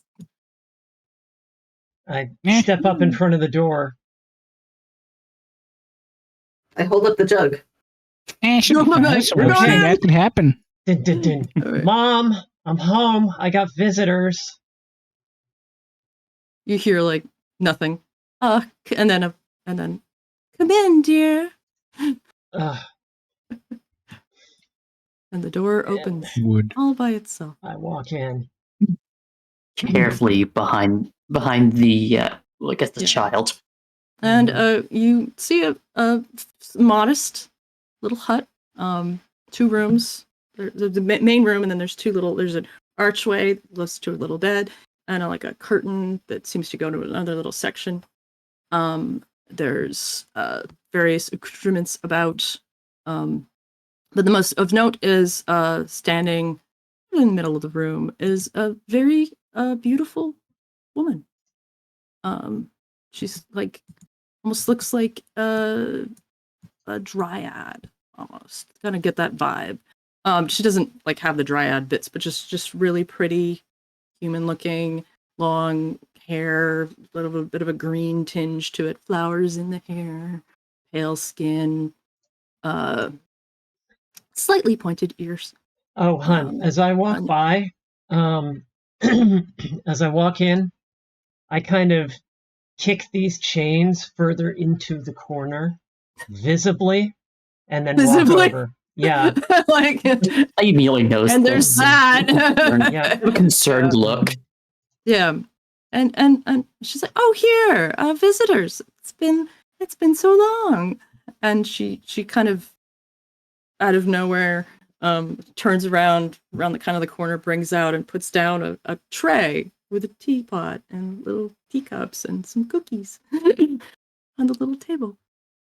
It's right. Oh, that would do the thing. How do I deselect the door? Okay. Thank you for making my life complicated, Astral. Now we'll kind of poke Red Hood and say, Red Hood, try cookie. You try the cookie. Where's the cookie? Right here. Yeah. Okay, Red Hood approaches the cookie then. Clears her throat. Red Hood would like to ask the young lady over here if I could eat this cookie. They're for you, certainly. What are you? She leans toward, she goes down and hands on her knees, take your height. What are you? I am an emissary of destruction and pain. Do not touch me, please, young lady. She just grins and, oh, I love these. Oh, you brought something glorious, Sabiha. Emissary of destruction and pain. Oh. Red Hood looks back. You can't help but to hear a little cackle. The little cackle runs on that one. Red Hood doesn't actually keep up the acts. I hate this. Please help me. I take a bite of the cookie. All right. It's good cookie. It's shortbread. Forgive my friend here. Typical He's star. so excited. Oh. She's just excited. Well, it's not every day people meet me. So I can't go flop down on my bedroll, because if I do that, the camera goes. But I go flop down on my bedroll down in the corner over here. You can be a little petulant brat rather than entertaining the guests. Yeah. Okay. Kind of. So what brings you to my humble abode? Well, Miss. Oh, go ahead. No, what you need to do first is what you need to do first. Snail not that good at talking. Well, you see, Miss, how should I refer to you? Before we going further, I wish to be polite, of course. Miss works just fine. Well, you see, Miss, we've been asked by a woman nearby, about 3 miles, I believe, maybe southwest of here, 2 miles southeast. into the woods, so you've been in the woods for a bit, so what doesn't really matter? A few miles from here. She's asked us to come over to you and ask about a disappearance. Her husband hasn't been around in over a week, and she's concerned. 3 days. 3 Is- days. No, it was a week. She said about a week. It was a week. Yeah. Her husband. And she thinks I would know something. I simply wish to relay a message. Nothing more. Did he go missing in the wood? It's believed so, yes. May have wandered too far into the woods. I see. And for this information, Pardon me? for me Oh. to give you this information, We are willing to offer this. I say as I gesture Gallant to present the jug. what is this? It is some goat milk, Amalthean in nature. Oh, She wishes to offer with Amalthean. information. I was just like, goat milk. Oh, Amalthean goat milk. Mhm. She reaches out a hand. Do you hand her the jug? Mhm. That was the Um, contract. Make a Yes. perception check.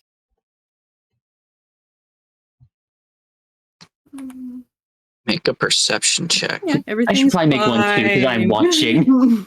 I am Yeah. watching. The only- pretty closely. Dennis should be the one with the. she's yep, the only one. There we go. She's the only one who can make this specific check.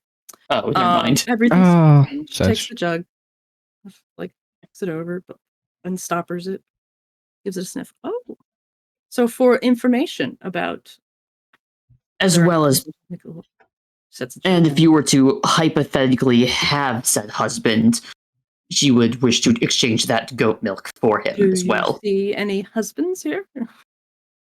Well, no, but would you at least know anything about said husband? Well, I'm familiar with the goings about of the woods. Describe him to me. I pull out the poster and, or at least pull out a copy of the poster because I probably would copy it down and read out his description. She glances to Sabia, like in a kind of. Does this sound familiar to you? You remember you sent me into town? This is the lady that runs the. Once the end. Mhm. Thus the goat milk, of course. Yes, I think one of that description was in my wood not long ago. I suspect he ran into some trouble.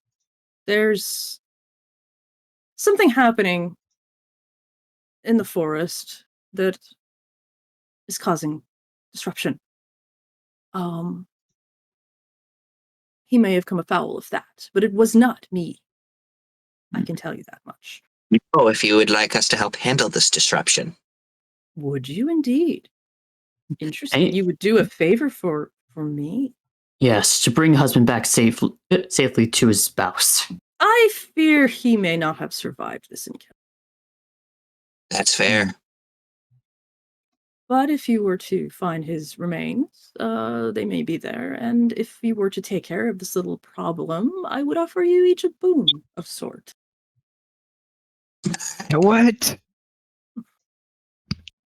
Don't worry about me. Ignore me. Where should we look Information or first? favor or something What could possibly go wrong? wrong.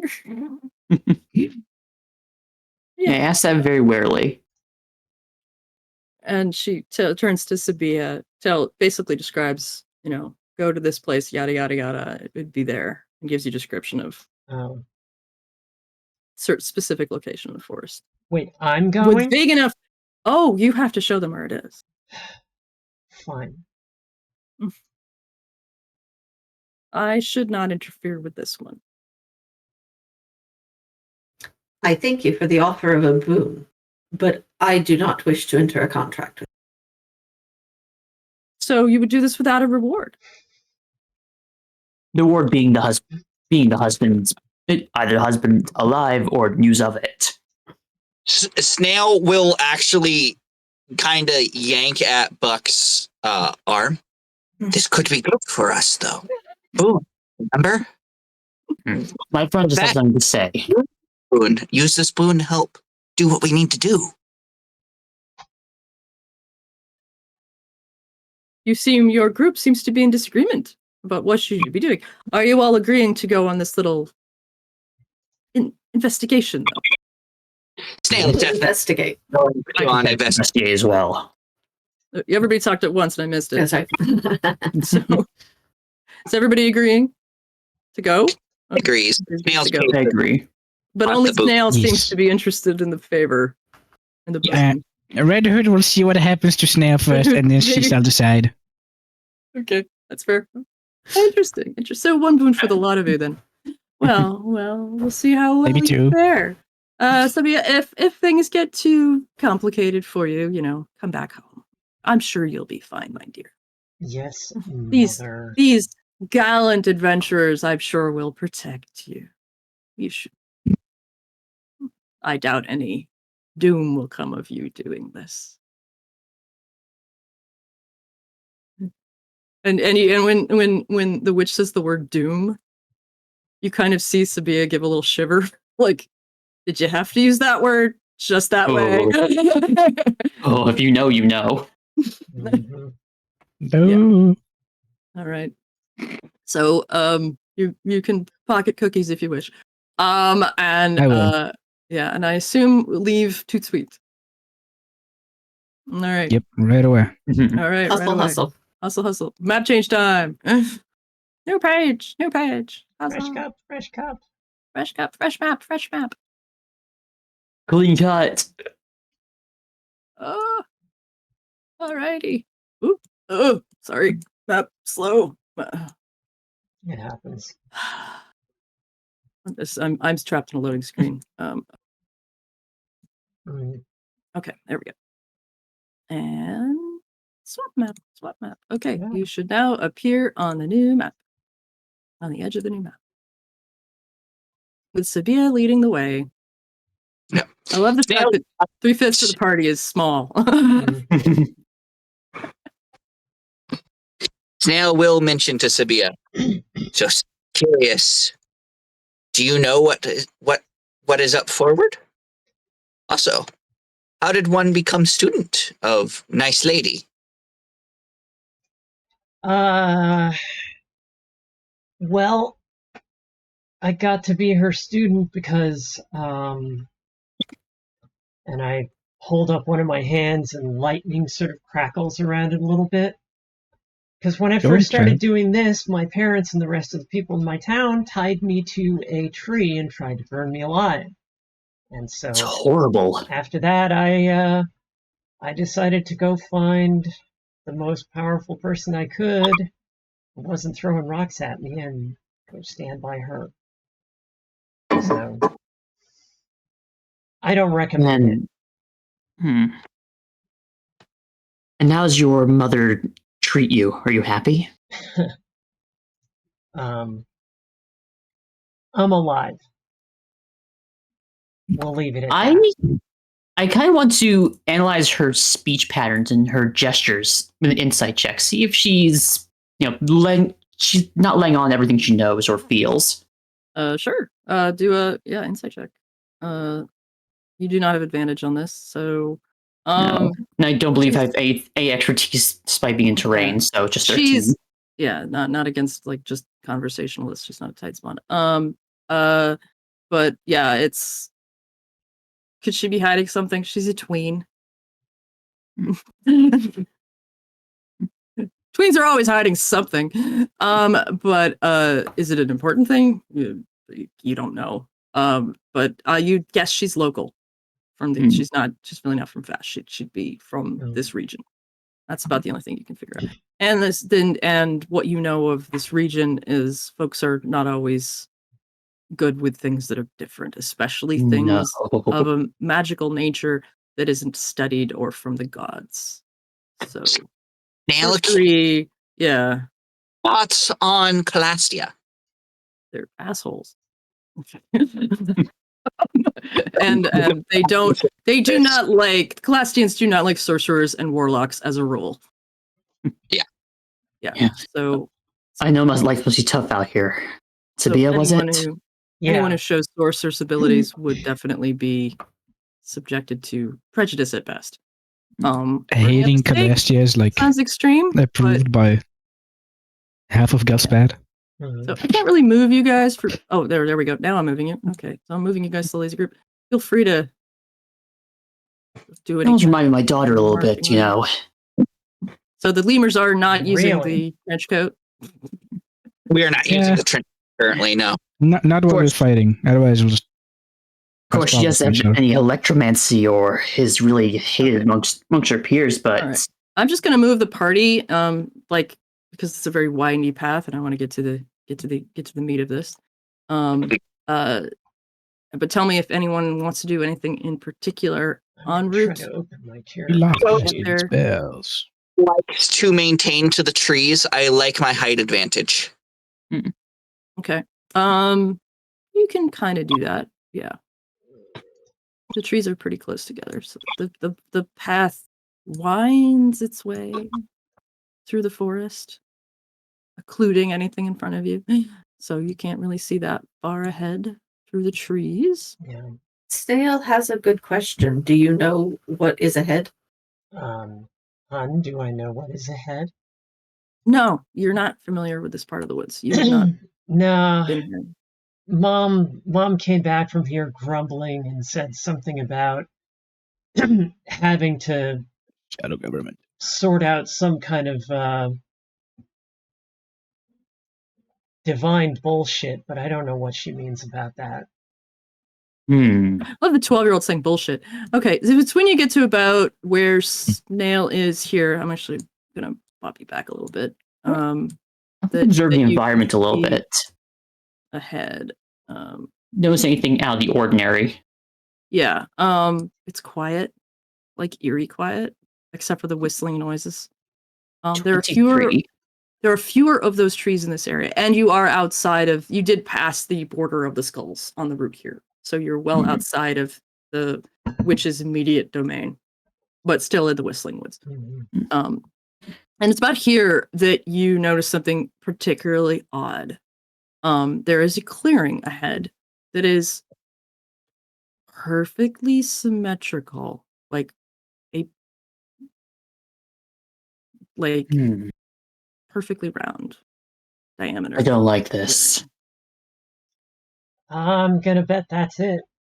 You know, I am going to. It fit the route that she told you. Yeah.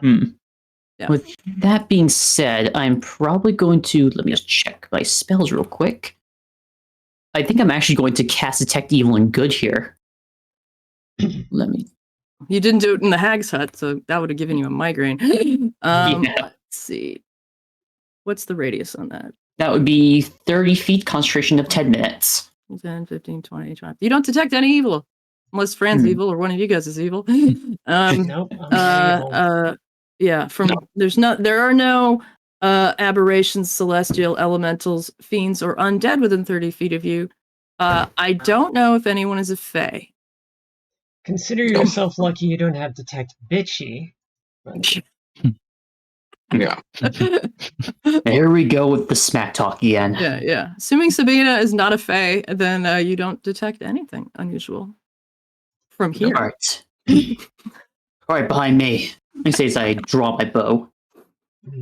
I'm having trouble loading my character sheet. I'm going to try refreshing, which I apologize to chat because the map may go blank for a minute. Mapless. Okay. Refreshing. Give me a sec to catch up on chat. Mm-hmm. Which is probably all you guys just chatting and not, not currently in it at all, so it might be some people. I don't know who Deadshot is. Call out to whoever Deadshot is. Yeah. So, Hi, Deadshot. You're fine. whoever you are, hi. So we do have at least one. Oh, Billy 3, 4, 4, 5, 6. That's Nitcher. That's Just an idiot. Don't worry about it. Hi, Nick. Anybody? Hello, Nitcher. Ah, where did? Nitcher. Damn it. Okay, there it is. Not blonde. Tree feels hurt. Okay. Leaf. Some of the artists are probably in chat right now too. Say thank you to the artists; they are great. Yay! Oh God, our Yes. artists are amazing. Our artist, Faye is a freaking phenomenal art. Faye, what got me into the book was Faye drew this one piece of art that I was just like, we have to do this book. Yeah, it's so beautiful yet eldritch simultaneously. Yeah. Really fits one of the Titan's creations very well. Oh my God, yes. The book has has at least one except for one Titan. So of the 12, 13 Titans out there, I think every single one except poor Colthane has a creature. About half the creatures are new, about half of them are conversions. And then we've got some really cool stuff. And Witch of the Whistling Woods is a conversion. They did hags for the creature collection, but they didn't do all of the hags by name. And so we did the moon hags. And the Thunderkite, which was that bird thing stuck in the tree, conversion. And what you're about to encounter is a conversion as well. Or 2 or 3. Couple things coming out. Okay, all the drama in 45 minutes. Okay, you see, Buck, the ground is just dead dirt from where you're at. You can see some bones sticking out of it, dust, and then it's like almost a clear line between the edge of nothing and then grass and bushes and whatnot. And all of the foliage on the border of this circle seems to be like almost leaning away from the circle, and you can see that like this tree in the south, this southernmost tree in particular, has like dead branches have just fallen from it, but the tree itself is like clinging to life, as like half its roots are on the other side, but everything within this circle is just dead. But you do see some humanoid bones. Not sure if they're human, but humanoid bones. Here. No, this is bad. Right there. Bones. Could I make some sort of a nature check to maybe get a glimpse of what this might be? Because it seems like this cannot be natural. I think somebody accidentally cast a couple spells. I'm gonna. Ooh, nat 20. Yeah, that was me. Nat 20. Oh God, good nature. I need a religion check on this one, actually. Religion? Nature. Foliage doesn't do this. This is not natural. Religion. Nat 20. Oh my God, religion with a nat 20. Back to back. Beautiful. Okay. So there goes the combat. But what would you know? What would you like to know? You're like, to ever again. It's a spectral plane. You're like, for sure, it's a spectral plane. Don't touch it. Don't go there. Very bad. Very bad. Spectral plants kill everything alive within their radius with necrotic damage. If you go within the radius of a spectral plant, you will take necrotic damage. It is bad.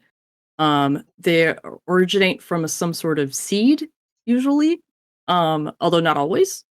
You're aware that some spectral plants are the result of just like places where the Divine War happened, where big battles were, and a lot of necromancy spells. There's a lot of necromancers on Skarn. This shit just sort of happens. But they're also known from sprouting from demon seeds. So, and this region, with that nature check, you're like, this isn't natural. This isn't the sign. This isn't the, or between the nature check and the religion check, this is not a battlefield. those bones are recent, but decayed fast. But this is clearly not a necromantic battle location. This is almost certainly due to demon seed planting. You're guessing it had to have been here at least several weeks, given the just nature of how the plants are looking around it and whatnot. Where do they originate from? Are they connected to plane? Vangel's Abyss. If it's a demon seed, that's where the demons come from. So lawful chaotic evil god or chaotic evil afterlife. So those are amazing rolls, by the way. Like, here you go. And you guys are like both, and the rest of you are kind of like hanging around, like, what's going on? And like, those two seem to be pondering things and discovering stuff and discussing things amongst yourself. How do we get rid of this the plan? Yeah, okay. Anything. Remove the seed. Where's the seed? Or just burn it all to the ground. Who has fire? Naturally, I'd say burns to the ground, but we don't want to cause any collateral damage. Actually, no, I apologize. I'm getting the burn to the ground mixed up with our death wheat. No, you have to remove the seed and bless the land. Where's the seed, though? Somewhere in the circle. Somewhere in the circle. Somewhere in the circle. And demon seed. Great. Demon seed. And perception. Okay, Bacchus, you have the best eyes. Find it. What are your passive perceptions? My passive's 19. Snail will go ahead and use of enhanced senses to have a passive perception of 20. Would you think to be doing that at the? Well, this is 10. like as you stepping up. We're just about walking towards this right when Buck and Snail were both approaching slowly. Snail will proc that. All right. And that last for my passive perception. Okay, those of you with the passive perceptions of ridiculousness, what's the worst passive perception here? 10. Me. And you don't notice. And Sabia? 11. 11. Okay, two of you don't notice. I think everyone else does. In the trees, just beyond the border of the death seed, there are bats who look wrong. And there's about half a dozen weird looking bats in the trees, just watching you guys. I'm not noticing anything out of the ordinary. And as you're standing there discussing this, one of the bats just flies off. And the rest of the bats are like, what's going on here? I'm almost tempted to cast Speak with Animals, but something tells me they're not exactly the chatty type, at least to us. There's a fox over there going, this is sucky bad. Yeah, I'll do that. There, you just die. You're gonna actually spend the time like there's a fox like watching you guys like I just gotta see. I'm gonna go up to him and cast Speak with Animals. Okay, how long does it take? Is it just an action? It's just an action, yeah. Okay, cast Speak with Animals. Yeah, just walk over. Mr. Hey there. What do you think? Hey there, friend. That circle will kill you. I know, guy. Do not go near there. Did you see who did this? I say in an almost friendly, somewhat patronizing tone. Well, did you see who did this? Mm-hmm. And you hear a crash sound from like from the trees beyond the circle of death. And I gotta go get my guy. Bow is drawn. You're like, did you see who did this? Yeah, and I think he's coming. And we're rolling for initiative. Okay. Oh boy. This is gonna be fun. These are wanna roll low. My bats, which are I hope I roll low. copy that. Fuck So, yeah. my alert did not load. Okay. 5. I'd rather not. Oh, I have 8. Oh, that's a 14. Oh my god, guys, what is this? I'm supposed to be after everyone, not before half of you. Painful. All right, where do I get the little initiative thing? What the hell is this thing? It's so ugly. Is that initiative? No, that's light. Reveal. Looks that deep. Turn order. There it is. Got my little turn order thing. I still got to roll the monsters. So, and I still got to place the monsters because there's a good You still have to sort them. little guys. I'm going to have to roll again. You can modify it once it's in there, I think. Oh. Yeah. Close enough. No, what? No. Yes, enable dynamic light. What is going on with dynamic lighting? Okay. Ah, I had to enable dynamic. No, I don't want to enable dynamic lighting. I didn't even mean to do that. mhm. It is very dark, and I can only see. Okay, how do I unenable dynamic lighting? Ugh. Oh boy. Sorry about that. Note, Ladies and Snail gentlemen, several of us are professionals. 8. Sorry. Alert. How do I turn off dynamic lighting? Should we show the map settings in Mhm. dynamic? There's literally a section for it. It's Yeah. just being really slow. Yeah. Here it goes. Happens. Map layer.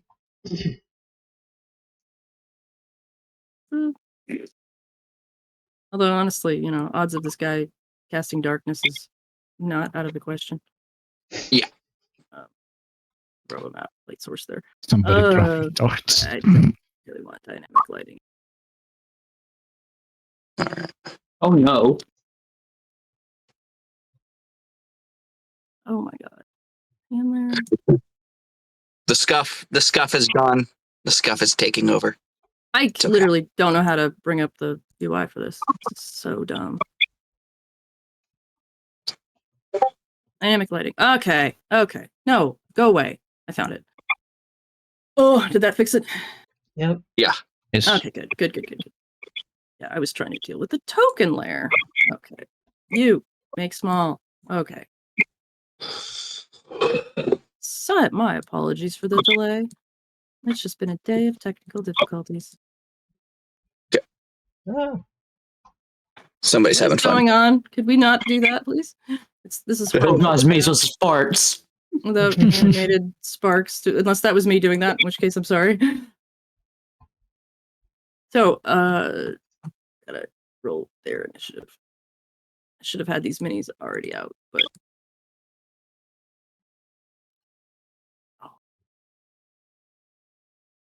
no, not that small. Okay. Then she. So what you're encountering is basically a large bug. You don't say. Yeah.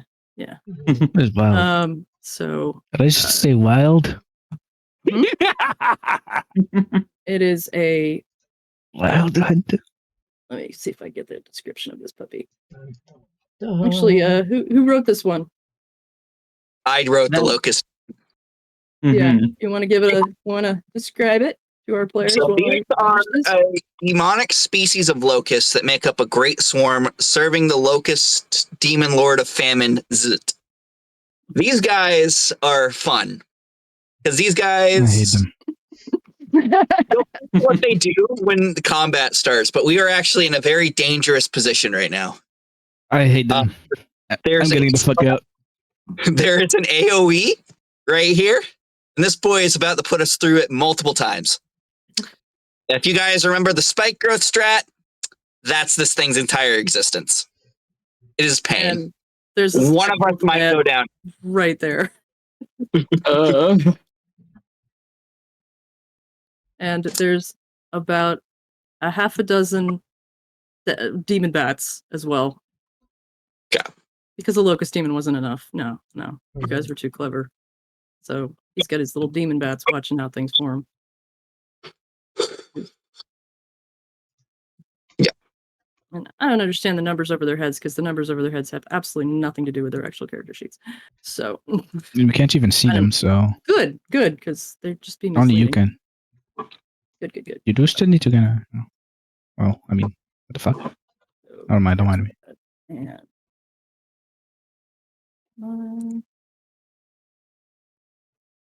Good news is Snail is looking at this thing and reminiscing on delicious grasshoppers he's eaten in the past, and is like, oh boy. yeah. So it looks like a large, and I mean that large in the sense of D&D, 10-foot tall Mhm. grasshopper. I didn't find a quick good miniature for it, or token for it, so I got a locust hound, but you get the gist. Hmm. All right. Mhm. And then I have to roll their initiative. Nasty old things. Which is where?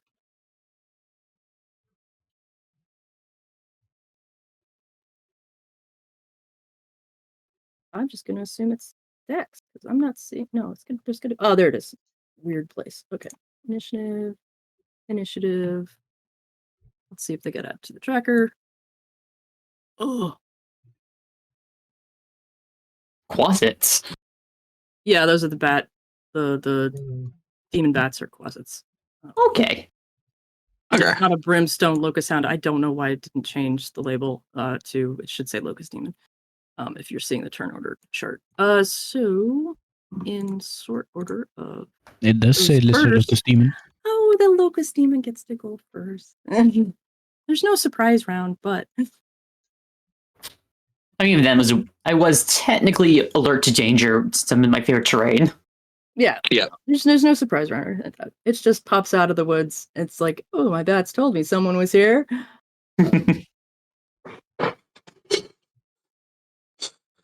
Ugh.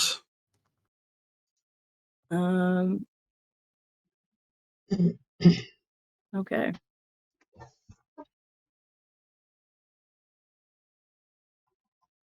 Buck, you're right in the front, right? This is pretty much where you guys are standing. Yeah. Yeah. Talking to my little fox friend on my left. Yeah, the 15, 20, 30, 40, 45. Oh, yeah, no problem. Ooh, the locust leaps through Mhm. the death circle. It seems to take no damage whatsoever. Lands basically on top of Buck.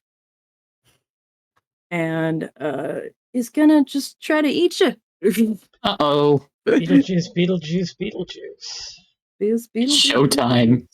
So why is my AC like that? There we go. Yeah, it still hits me. Ouchie. That is rough. Goodness. No silvery barbs. Oh no. So does a 17 hit you? It does. My AC's 15 with the armor on. Both attacks hit. Doing 12 slashing damage. A couple Thus, concentration checks. Auto grapples, I believe. when the locust demon hits with both claw attacks against a single creature of size large or smaller, the target is grappled. And I lost my tech evil and good as well. The locust demon can't. It was evil. I was gonna say. I think we're good. The demon. You're like as the demon leaps toward you, it comes within the 30-foot range. You know, this was just about when you were like, that's a demon. And you're like, oh. The locust demon comes leaping at you within range, and it's like, that's a demon. Yeah. A locust? A locust demon? Demon. That's a fiend. That's a fiend. That's stuff. My fiend detector is going off, and then then your concentration is shot. But yeah. Anyway, the locust demon can't make claw attacks again. Okay, that's fine. So that is the locust demon's go. So Buck, how are you dealing with being grappled by a giant? Yeah, that's the thing. I can't exactly move out of this. Like, Yeah. oh god. Yeah, actually, isn't it an action to make an escape check? Yes, it is. It's an attack. Is it? Oh no, it's escape. Pretty It's, sure it is. when you're grappled, you can do an escape check. But Either mine's that dex. acrobatics or athletics. Oh, Yeah. Oh, that's the case. So you can wiggle out or you can break out. I'm gonna try to wiggle out of his grasp. Ooh, 17. 17. You wiggle out of his grasp successfully. All right, I assume it took my action though. What was your action? Do you have a bonus action? Mm-hmm. And I can't really do much of my bonus action currently. So I'm Cast probably Hunter's Mark. yeah. What's that gonna do if I get hit again? Next round it'll be relevant. Yeah, Isn't it? next round if I don't lose hits. But I'm just gonna step over to the side here, and so I don't get opportunity attack. I'm not gonna go any further. And I think I will have to end my turn there, unfortunately. Okay. I don't want to get my ass whooped. All right. Red. All right. I see this happening. Okay, first of all, I do have a question. So we don't exactly know where the seed of that AoE is, and I have a question. If is the AoE always linked to the seed, or is it only if the seed is in the ground? The AoE is linked to the spectral plant. The seed Okay, so the plant. okay, what happens if you rip out the spectral plant? You can't unless you can enter the astral plane. Or ethereal. Oh, I see. So Yeah, you yeah, basically just need to go to this. Okay. I knew we should have brought those bags of holding. One of those two planes. That's the astral plane, not the. Yes, the astral plane. Wow. It's astral. It's one of the two. I'm saying, guys, always bags of holding. He just sees it flying around the astral plane as soon as you do the bag holding trick. Okay, so yeah, I'm just gonna move. I'm gonna move. And I'm gonna move like here. Off the map? Where are you going? Into the woods. You would be into the so woods. far. You would not be able to see it anymore because there'd be cover between you and it. If you're planning to. What about here? Yeah, that would work. But yeah, otherwise the trees would have so much cover that you wouldn't be able to do a range attack. You know, actually, give me a better idea. Wait, when I was here, I'm gonna shoot it. Actually, I'm gonna move 10 feet first. Then over here, I'm gonna shoot it. Then I'm gonna take cover. Okay, that works. Yeah, you could do that. Got shooter advantage. Sneak attack. Steady aim bonus section. You gotta be a successful hide against it. Is it? Correct me if Don't I'm you get an wrong extra here. D6 from Halfling Stalker? Yeah, I know. Okay, You so have first to- of all, let's hide behind this with a bonus action. So I'm gonna You roll can stealth. sneak attack 'cause I'm right next to the monster. I know, but I want the advantage. Yeah, Taking every single you possibility. get the here. advantage anyway because the monster's in melee.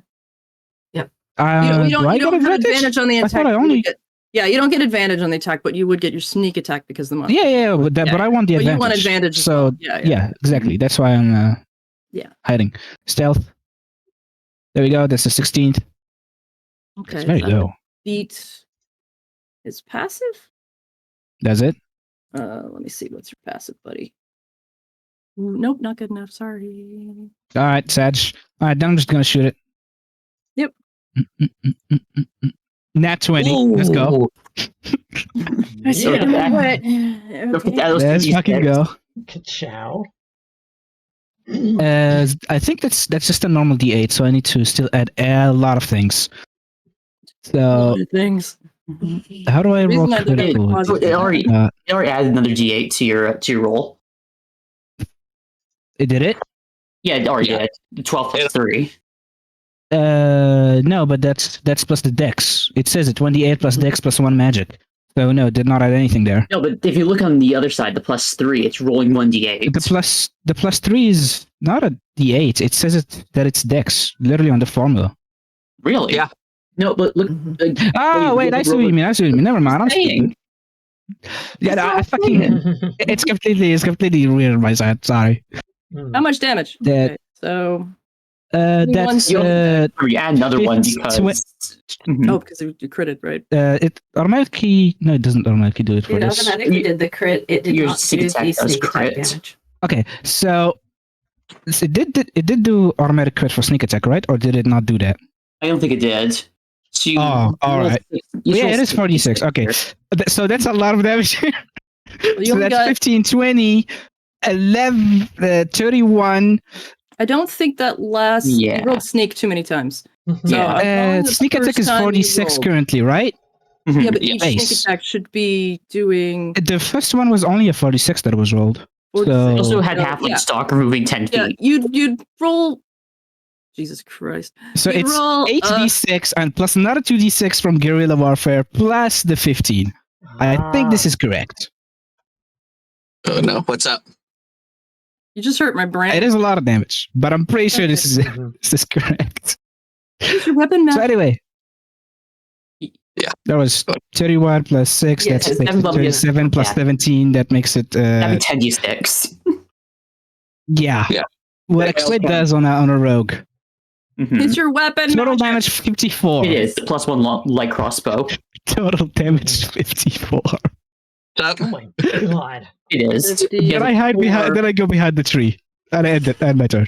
His weapon is magical. It's a plus 1 light crossbow. Mm. Well, you told me you were making monsters. I did not even make. This was literally just a normal crit for a rogue. Literally what a normal. I should have sicked the greater locust demon at you rather than the lesser locust demon. Don't torture us. I ran away. I I'm assure gonna you, fucking run away. the locust demons are scarier than that, but they made beastly creatures. Oh, the PCs. This is Also, what you could do with Scarlan's PCs who are a little bit stronger than regular PCs when you have, when you stack stupidly powerful bullshit. That is only 2d6 Snail. normal roll.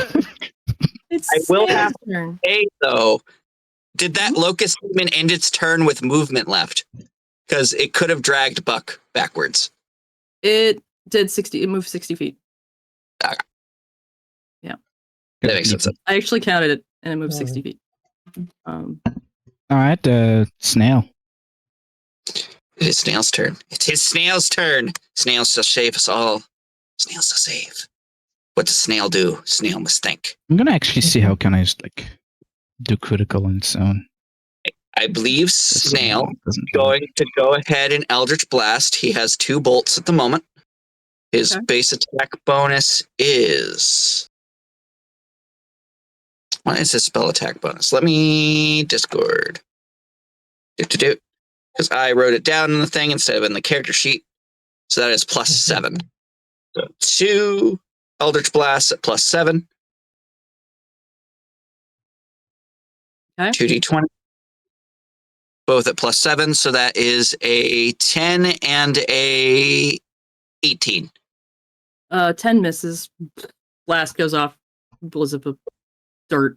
But the 18 hits. Blows up 8 dirt. Blows up. I was gonna say bush, but there's no bush there because it's all dead. So it just hits the dirt. An Eldritch Blast deals 1d10 plus his charisma. Force damage. Yeah. Full force. So 1d10 plus 3. So that is 6 damage. All right. Total. Yes. And then Snail's movement speed is 30 feet. And then you're gonna move because fuck this. All right. Oh, do you have repelling blast on Snail? I do have Repelling Blast, so the Locust Demon is knocked back 10 feet. 10 feet. This guy? Yeah. Come again. Oh, they entered the area then. He's Nice. fine. He's fine. He's a demon. He's fine. He's fine. Doesn't affect him at all. I do not have a bonus action to use, so I will end my turn. It's so sad. Yeah. Okay, fine. They're not allergic to their own seeds. That is so Say that sad. again. Not allergic to the seed. Yeah. It's a locust demon seed. Locust demons, you're not affected by the energy of spectral plants that are generated from their seeds. It is Sabia's go. Okay. I guess this fits. Sabia is not a munchkin monster like the other characters. Nope. She's a quick and dirty. Yep. All right. We did not take the time to make a crazy character for that. Yeah. I don't think crazy. I think we were just not just rogue sneak attack and on a nutshell. Yeah, and a crit. But No, you just- rogue sneak attack on a crit with the skirmisher. So you did True. have some extra shit going on there.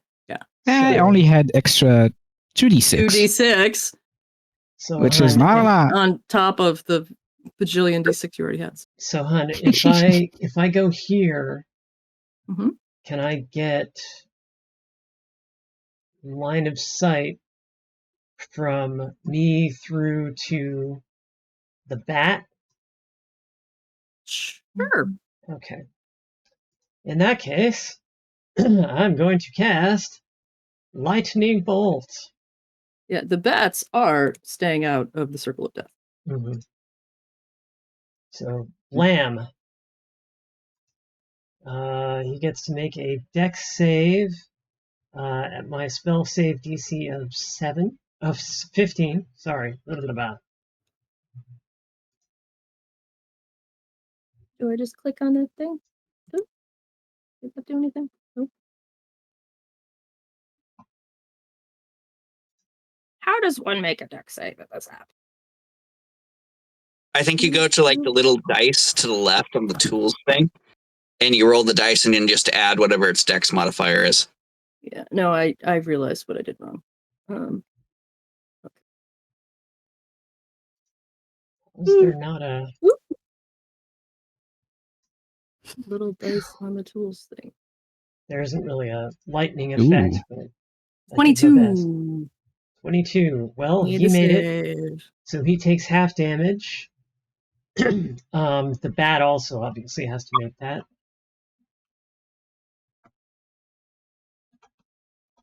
That was the bat. Oh, that Yeah, was the bat that made the 22? That was the Oh, yeah. Yeah. Okay.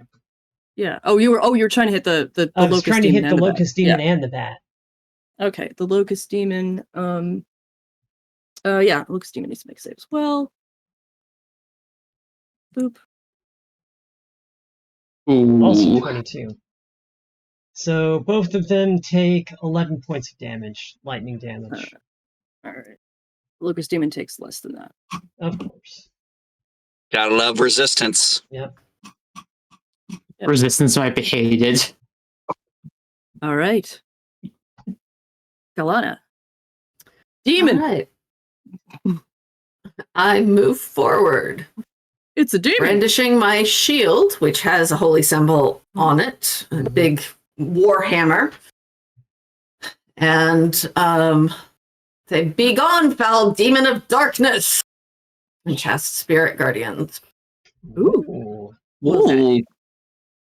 So that is going spicy. to call forth spirits to protect us, designating the party members as being excluded from the effect. 15-foot radius around me. He has to make a wisdom saving throw, and on a failed save, he takes 3d8 radiant damage. Wisdom saving throw. Nada. And he takes half damage, so that is 3d8. Radiant, you said. Half radiant. No resistance to radiant because Yeah. demon. Mhm. All right. And he is at half movement to move through there. Okay. And it's See if a I can radius. find it. What's the radius? It's a Where is it? 15-foot radius. Okay. Centered on him. Centered on me. Centered on you. Okay. Mhm. But just him. No one else has to make this. Oh, you said you're excluding your friends. Okay. Yep. So what's the damage? It was 8 damage. Okay. For that was the half. That's halved. Mhm. It was 16. All right. Before I can do halving. math. The demon looks very upset. Like, I don't know if I get to go again, but it's the Quasit's turn. Kill them! He seemed to say telepathically that none of you can hear. Especially the rogue. I feel a great disturbance in the force. Yes. Somebody Yeah, wants thousand my demons. ass. Yes, A thousand demons cried out in aggression, and they all answered. So a couple of them are going to try to find the rogue. How does this work? Closet. And they don't. Get a shoe. But Snail, are you hiding? I don't think Snail. Snail used their bonus action, did you? I did not He's not use my rogue. bonus action. I don't have a bonus action hide, so no, I am not hiding. Oh, yeah, you can't. Forgot, you're not a rogue. Warlock. Mhm. All right. This is fine. This is fine. And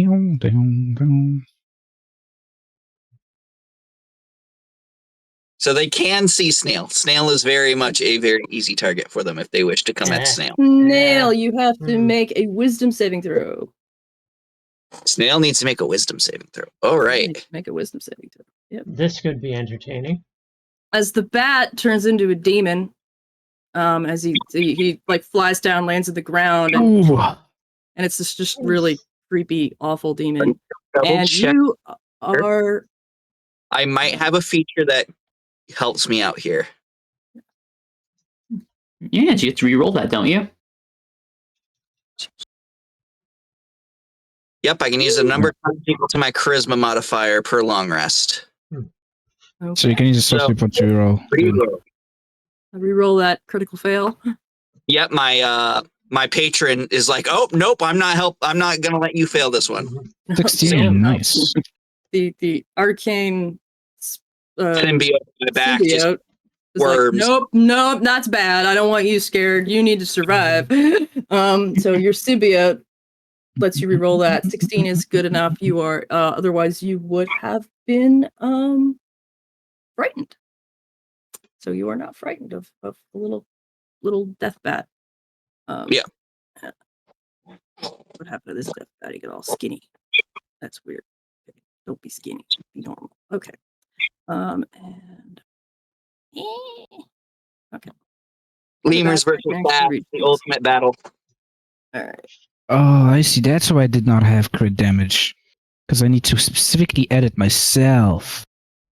All right, if that bat I don't know. entered the So, radius of the spirit guardians, it needs to make a wisdom saving throw.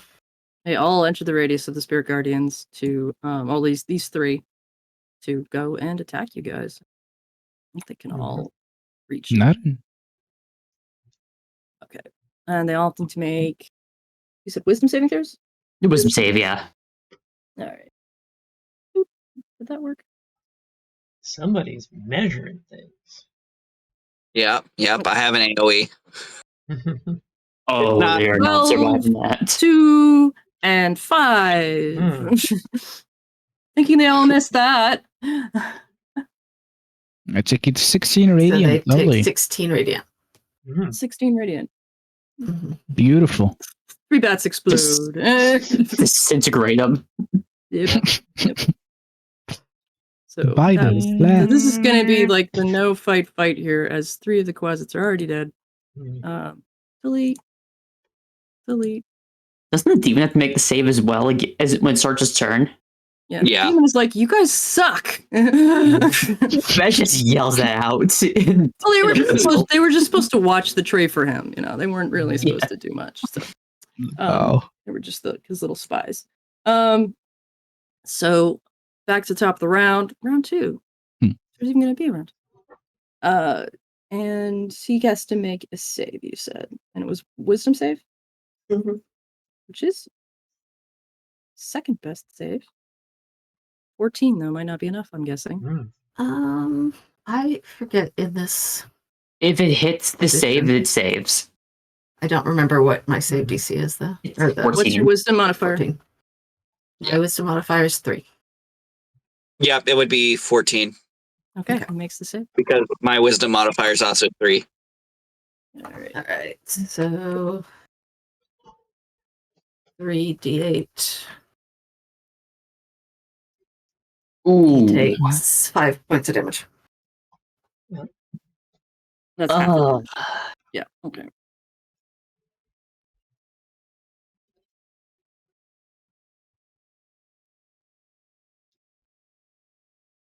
And now he gets to come and attack me. Yeah, I'm trying to decide what he's gonna do because Ignores everybody, goes to beat up Raider. Destroy the child. Hey, might be. It could happen. Destroy a child. Cut off them all. Try me. if he hits twice, you have a problem. 14 hit you? No. Does 16 hit you? Full plate. Full plate. We love plate. Yep. Indeed. Yep. All right. How about a bite? Was an 11 hit you? So the locust team comes out. Yeah. Lean on the shield. Does it wrap around Ineffective. the bottom, maybe? Does it wrap around? Mhm. So Balance all of the things. All right. Buck.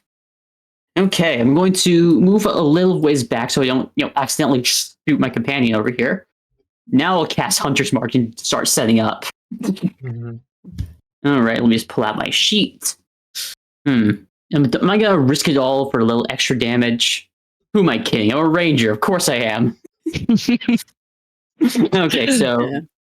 oh, that was a bad idea. So thankfully, I have 2 attacks. Okay, so this is magical, by the way. Thanks, old Valeria. 7 plus. Where do I roll d6s again? Here. Okay. I got it. That is 10 more damage to him. 10 more damage. Wait a second. Is the mandibles damage there 20 plus 29, or is it a... Yeah, it's 4d6 plus 76. Oh my god. Mhm. Yeah. That is nasty. If it actually had hit, Yep. it would have been doing massive damage. Yeah. But it never That did. is nasty. Locust demon. We're on the edge of just getting destroyed, and Mhm. this is my Yeah. fights generally go this way. Either the party is fucked, or you're just like whatever. Yeah. Nothing can hit the broadside It of a is- barn. You've got that epic movie scene of the legionnaire with these claws tearing at their armor and these fangs going right in front of your face, and like you're looking And then- down the throat, you can see hellfire back down. And then in the there. ranger steps back, draws his bow, gets a beat on, hunter's mark. Arrow goes right in the eye, right into the brain, and the locust demon drops. I don't know why, but I just imagine Buck like dolphin dives back as he's firing, gets swiped as the Mhm. first shot. You have defeated the locust demon. Mhm. Oh, baller. You feel very cocky and assured of yourself. Surely you can take out the hag now. Oh, hell no. Let's make this interesting. Let's go further. Listen, Buck's got put an on a intelligence show. of 12. I don't think he's that stupid. The closets turn invisible. The remaining closets turn invisible and fuck off. You can try to chase them if you wish. Mhm. Nah. They're You like, could "Well, probably we're shoot out them here. anyway, but, you know. They just turn invisible if you wanted to attempt to try to find them, but they I fly. tell that's right, run away. And now I'm you're gonna shoot pulling- randomly You can shoot. in Anyway, their direction. doesn't really matter. And you know, and when the locust demon, my baby, you know. So you stand before you is this circle of death, and in the middle of it is you believe a locust demon seed, which is causing the spectral plants. In order to fix this little problem, you must recover the seed and get it out of the thing. Otherwise, Wow. in a year, a little less than a year, another lesser locust demon will be spawned. Mhm. No, I'm going to move up right to the edge, which takes my... Oh yeah, it takes your zone of frigidity. Mhm. Spirit Guardians, yeah. Mhm. All right. And what kind of energy That is is that? radiant. So did you And know- I am going... What? So the thing about spectral plants, and I wrote this monster. This is one of the monsters that I wrote, or encounters. It's actually a hazard. Spectral plants are considered an object. They don't fight, but if you enter the zone, you do take necrotic damage. As plants that are in the astral plane, they're very, very hard to damage, and they are immune to fire, cold, lightning, thunder. They're immune to necrotic. Obviously, they create necrotic. They're immune to piercing, bludgeoning, and slashing damage with non-magical weapons. They are not immune to force damage and radiant damage. Actually, if I can I make some sort of recalling knowledge to basically hopefully tell the rock to start blasting. And your little how many rounds does this spell last? Concentration up to 10 minutes. Up to 10. Jeez Louise. Mhm. How much damage does it do a round? 3d8. So we just keep rolling. So after the course of about a minute, a little less than a minute, you're just standing. You're like, so everybody stand back. Your little spirits, they're like, I don't want to go in there. Like well, that's the problem is the spirits though. The spirits would take necrotic damage, wouldn't they? Do they? That you're Are they sending in. creatures? Do they? They They're don't not. have a It's just- thing. How do they work? How do they It's work? just They don't like have it's HP or mostly anything. flavor. Like it's a bunch of like ethereal spirits flying around. It's smiting your enemies essentially. Protective positive energy elementals. It says if you are good or neutral, the spectral form appears angelic or fey, your choice. If you are evil, they appear fiendish. They also And do just necrotic damage if you're fiendish. but They not- take damage. They don't. It's They just don't. just an doesn't seem effect. to be. That's Mhm. weird. Okay. Well, over the course I mean, it could be that it summons a continuous stream. yeah, of them, so it's and That's what I'm like, thinking. oh shit, it's necrotic, and another one shows up and replace it. Basically, yeah. Yeah, it's like a Naming Loki. radiant It's like a Loki energy. version of the Ark from Raiders of the Lost Ark. Yeah. So basically. various little spectral things go poof Mhm. from the necrotic damage, but eventually they do enough radiant damage that and as they're in the thing that where the radius is, you can see the trees, the plants that's in this as they kind of go from completely invisible to like this mystical, ghostly, transparent tree flapping in the wind. Is there only one, or are there more? There's one really there's a bunch of little plants around it, but Gotcha. effectively it's a cluster of large plant. And the radiant damage, and over the course, like I said, 4 or 5 rounds, and the spectral tree just sort of fades away into the astral plane, and like little motes of dust. The circle of death is still there. Well, the circle is still there. I said the what is everything dead, but you think it's safe. Yeah, I kind of. Well, that was easy. Like they go another round or two, and nothing poofs. Yeah, I kind of hold a hand up real gently to the very edge. Oh, we're good. Okay. No, Okay, put your hand in, wave it around. Don't take any damage. Forward. I say we're okay to step in. You're okay to step in. Yep. I'm going to look at the remains that were there because I didn't notice them while we were walking in. Yeah. It looks like a humanoid or body, skeletons remains, and metal, like belt buckle, shoe buckle, axe head. Everything else is just dust. So there's Wow, no this guy clothing. got full on dissolved. Yeah, pretty much. There's Such is the way of spectral plants. Yep. There's nothing else. So so his bones are there. And I look over to Galana for a moment. I think I might have a solution if I can talk to my higher ups for a moment. You're gonna try to resurrect him? Well, not with the hag's help. No, because I'm a vigilant. I don't think I can trust that hag as far as I can throw her. So I'm gonna try with my little fox friend. Okay. Fox is like, what? All right, I cast Animal Messenger. Tried to find a man with this. Find a man with this medallion. You gotta cast Animal Messenger. The fox is like, I'm already an Animal Messenger. I can't be doing it twice. I work for the hag, man.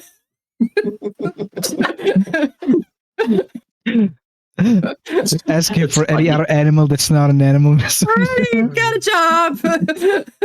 Is there anyone else in the woods here that I You can think she wasn't talk watching to? you the whole time? Of course she was. I'm nope. Any I would've unemployed scampered. animals in this forest? I would have scampered 5 minutes ago, except that she made me stay to watch. Any other animals in the forest? After They called me in the next control. after 10 minutes, you could maybe find a bird if you moved a little bit away from this. But all the animals are like, I want nothing to do with that area. I'm gonna try to find a bird, who's hopefully willing to talk to me. Okay, you find a bird. We are technically at time. I don't know if the stream has to end at 2 on the dot because we started late. What is the schedule? That's a good question.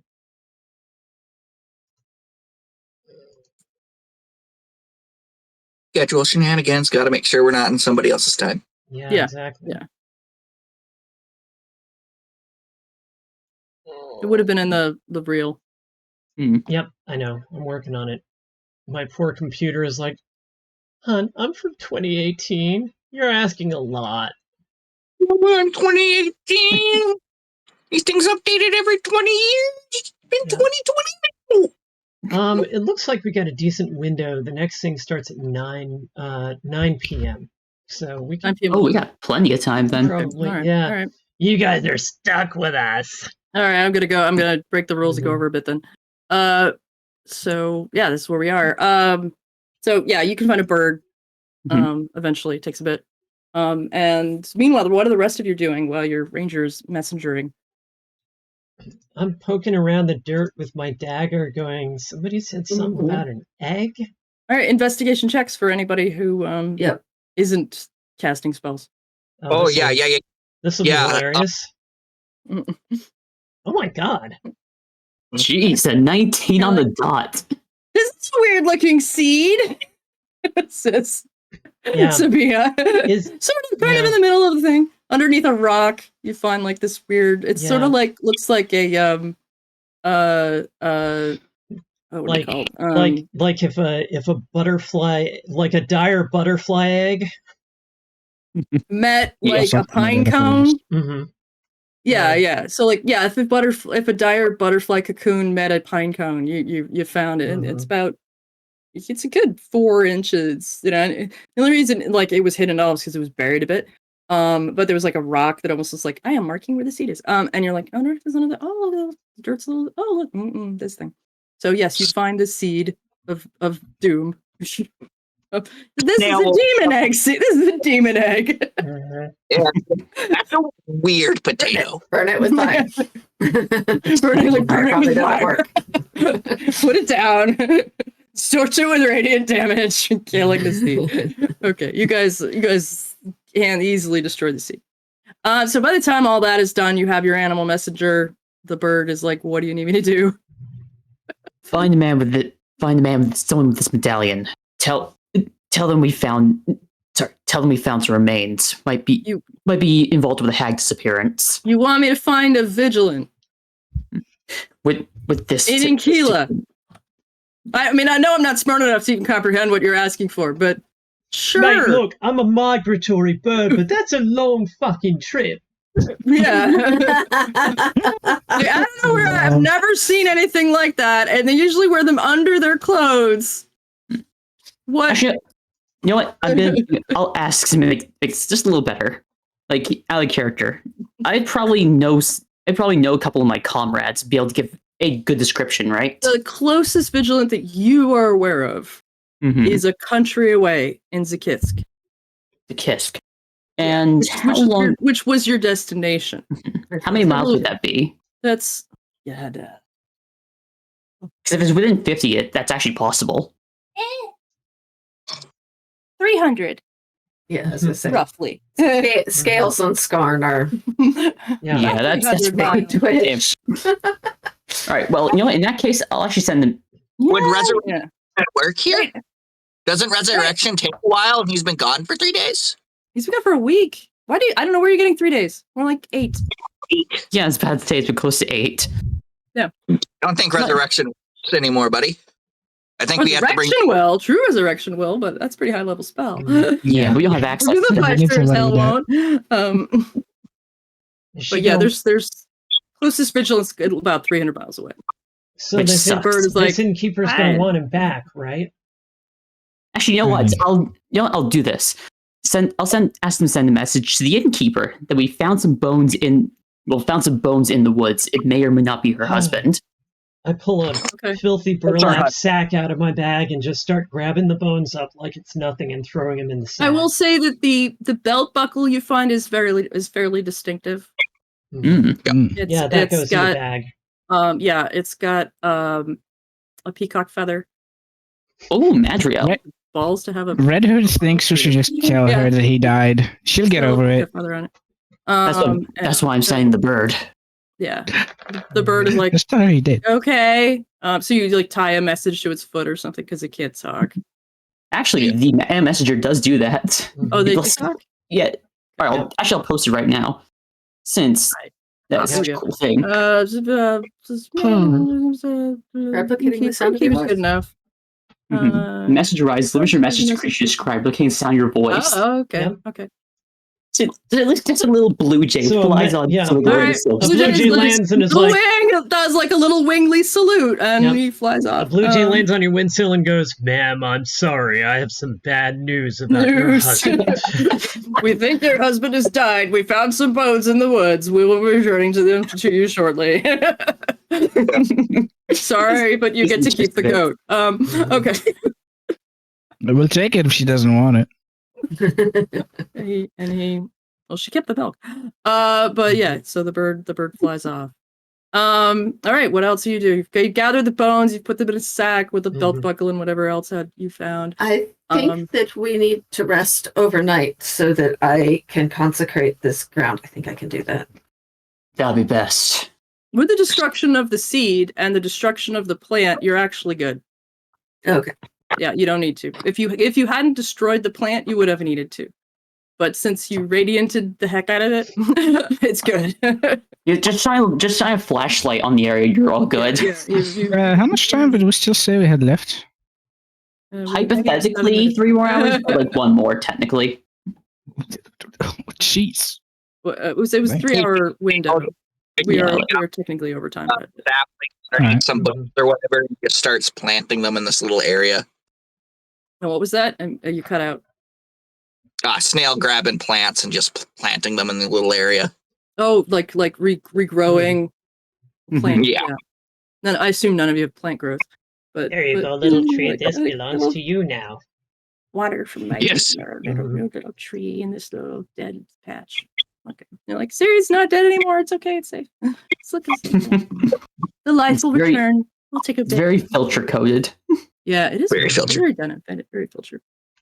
Filters are followers of Deneb, the Earth Mother. Okay. Anything else you want to do before you leave this little area? All right. Nah, I think that's it. All right. I will keep Clyde close and help us navigate through the woods. All right. Do you return to the hag? Yes. Return to the inn. Might as well tell her news. Darkness. Your cleric is like, no. I don't want to go back to the hag. Why do we need to go back to the hag? Snail. Send her child back to her.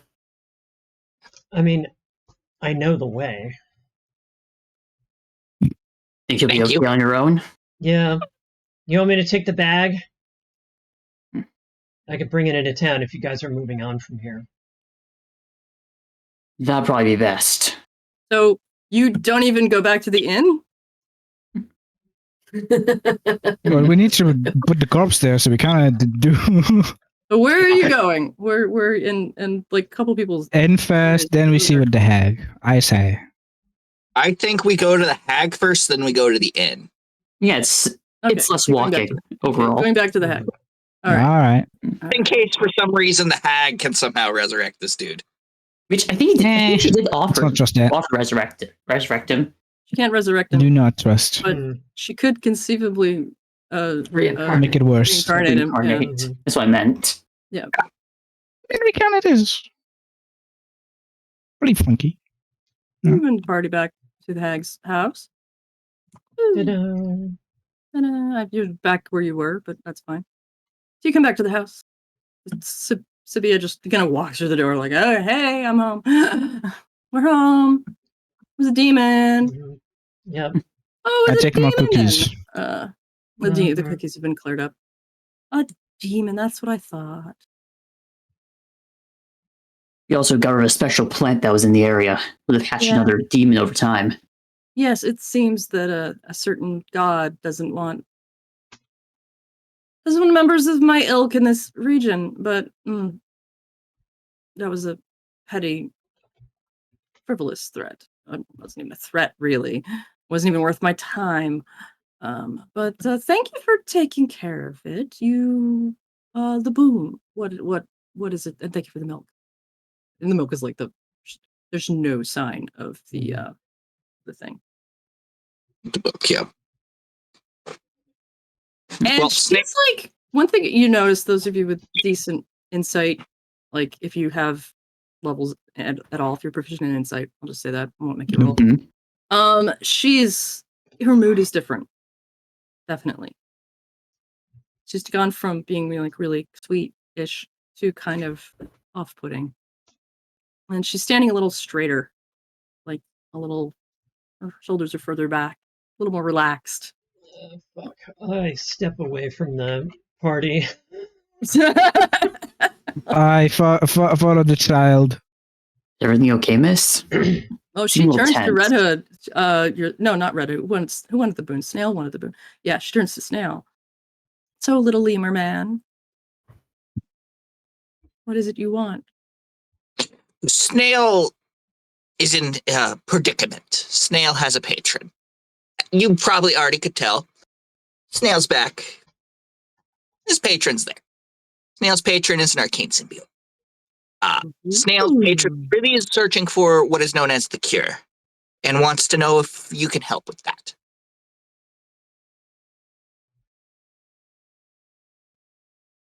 Snail does not know quite what the cure is. All Snail knows is sometimes Snail sees a strange two-headed man in visions. The cure of there are many diseases and illnesses throughout these lands. You'd have to be a little bit more specific. Two-headed man, like an Etten? No. More like smushed together. Smushed together. Two heads squished together? Two heads squished together. Two faces. Really weird. Two Has a faces. weird top knot, but not much hair anywhere else. Very kind of grayish skin, maybe with a little bit of... Okay. A sundered mage. Oh, well, that would be... That's not really my area. That would be Gormoth's business. Or possibly Mazos. Not my area. Snail understands. But I could potentially give you something that would ease the pain. If that is your wish. Is this something that you are afflicted with, or a friend? I don't see two faces on you, little lemur man. It would be many friends. My patron would probably lead me to somebody who has this sickness that my patron's been wanting me to go look for cures for. Oh, interesting. Yeah. Yeah, I can whip up a batch of something that would ease their agony. Oh, I love this. Thank you. She goes Now, around the corner to where her cauldron is and starts putting things together. Anyone else doing anything? Red Hood's doing with Sabia. What? Nah, I just started shout right away and I followed them. Okay, Sabia, what are you doing? Always get myself out of danger. Sabia? Fran? Oh, Doing sorry. anything? No, it doesn't look like they're going to throw down with Mom. So, Okay. yeah. Okay. Well, it takes a little while, but she makes a draught of something and hands you a flask. She says, dribble a little bit of this in a drink. Not juice. Not a juice, but a water or wine, and it should help ease the pain. Snail thanks you. As gift of goodwill, Snail will reach back into his pocket and bring out the cup that he kept of the Amalthian milk from earlier. Because he didn't drink any of it. Oh, he didn't drink any of it. How did you? How did you not spill it? How did you put like Just a, like a flask like or a something? Like he has like Hamon powers or something. Yeah, how did you not spill the contents of the cup? I think this is for purposes of comedy and not in-game effect. Okay. So it comes out of hammer space. All right. Lemur space? Yeah. Lemur space. I mean, I probably had a vial on me that was like from an old healing potion that I just poured it into. Doesn't really matter. So you give her more milk. Oh, more milk. Wonderful. Okay. Well, get out of my house. Alrighty. If you ever need anything again, please do call upon us. We'll be in the area. No. Oh, I will. Yeah, Red Hood's like, no, I don't. Red Hood does not want to. Yeah, Right. Sabia definitely rolls her eyes.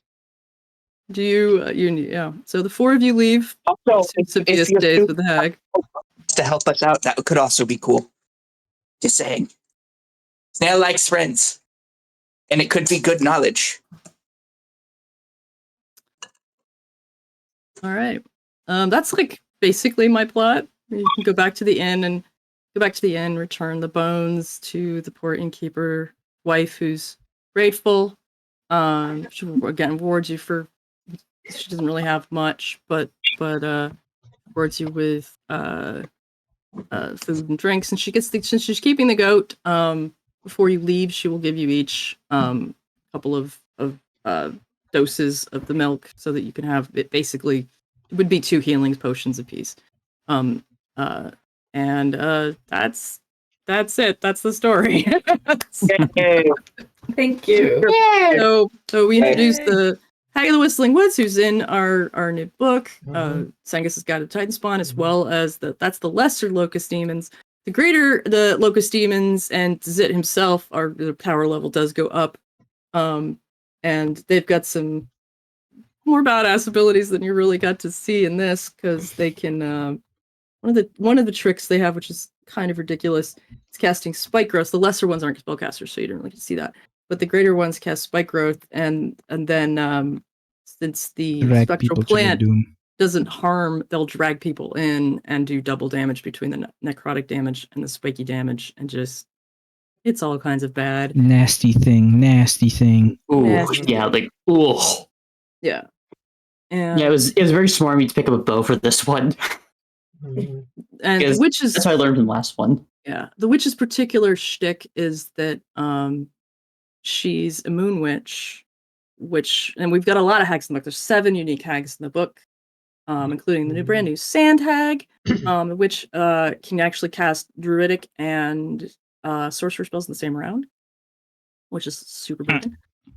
We hinted at the Sundered, which is a new species based on the Sundered Mage from Creature Collection 2, which do have 2 faces and they can split into 2 people, although each of them have half their hit points. But as a result, they get an extra action, which is broken. Oh, like they're trust me, it vulnerable, but they really get an is. extra action, which is really broken. But there you go. But we did a little bit of balancing. It seems to be balanced kind of mostly. Let's see. Bran was playing a another one of the species, the Storm Children. Who are fated to die before they finish puberty.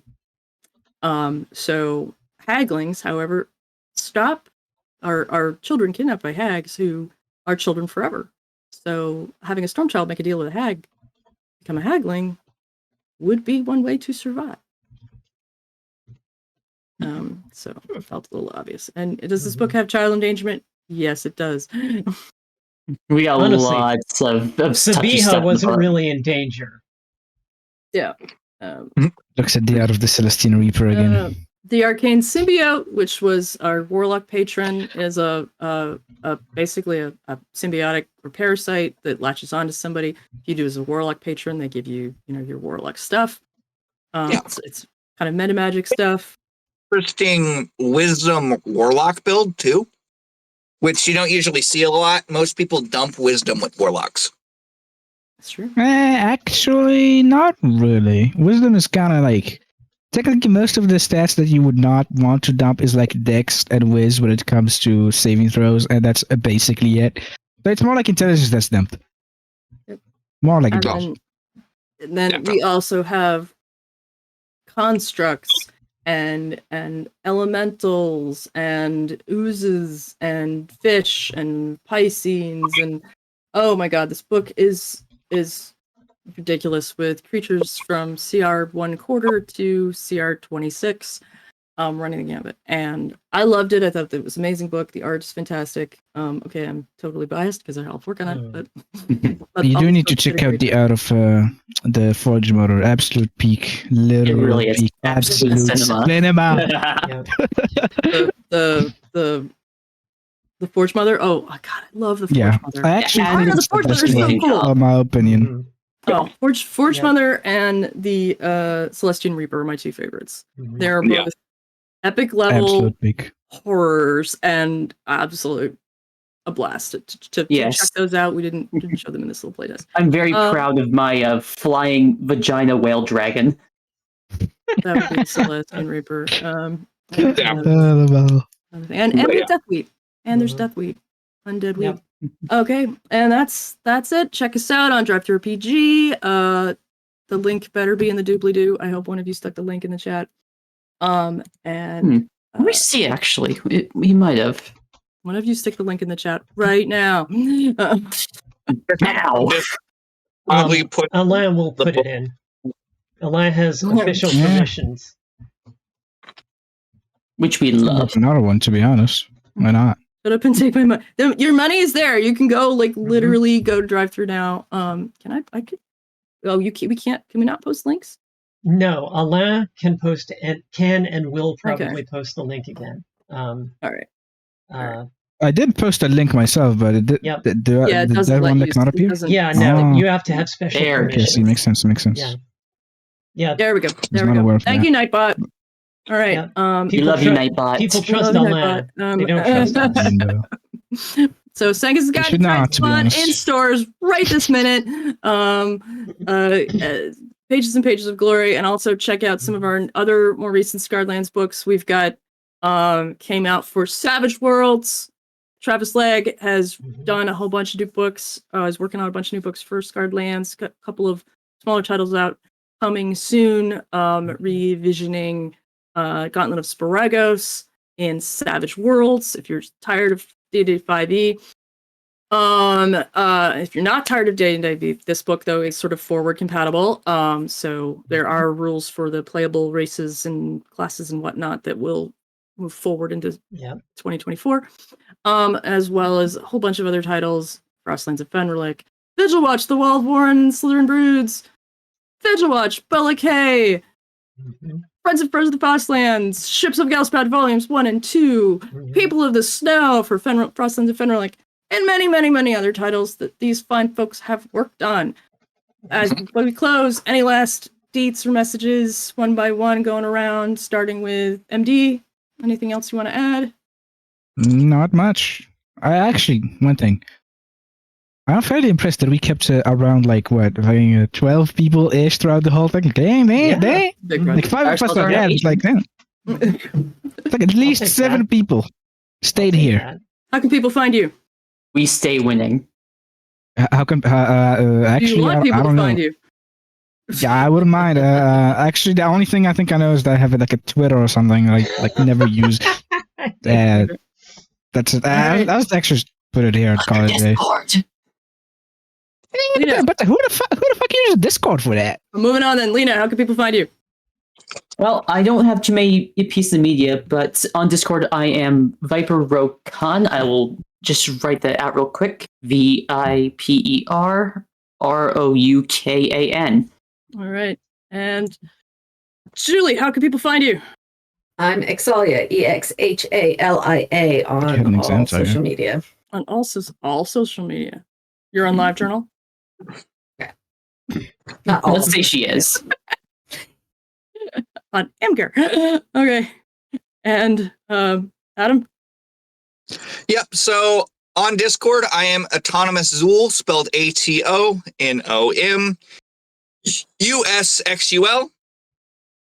That's probably the only place I use for social media, so it's the only way you would really find me. I'll make an email eventually if I start doing more of this writing stuff. But we absolutely cooked with this book. That's why I'm wearing a chef jacket. Yeah. That makes complete sense. I was wondering. This was a really great group to work with. Project that you need well done, I got you. And Francis? Look for Francis Stewart with an E on most social media where I appear, or Ronalyn. I'll put that in chat. And I'm on Blue Sky or most other places. If you find a Ronalyn, it's either me or a 20-year-old Filipino chick. So, and you can also find our content. Is it more like this? More like thisindustries.com is our website. Yep. I'm Sarah L. Stewart. You can find all my books on DriveThruRPG under Sarah L. Stewart or Francis Stewart, where we co-write almost everything together. And you can find our website at morelikethisindustries.com, which is super out of date, but we hope to get that website updated within the next month or so. And it does have links to our content. Buy our book. If you haven't read Vigilant yet, why are you watching this stream? I don't know. And we will doing one more stream on some channel. I don't know when, next Saturday. I'm doing it. A couple of us are doing an interview. So other than that, I think we're good. So thank you everybody who actually stuck through and watched to the end. All one of you, and we love you and love Scarred Lands. And that's it. Yep. Thank you. Bye. All right, see y'all.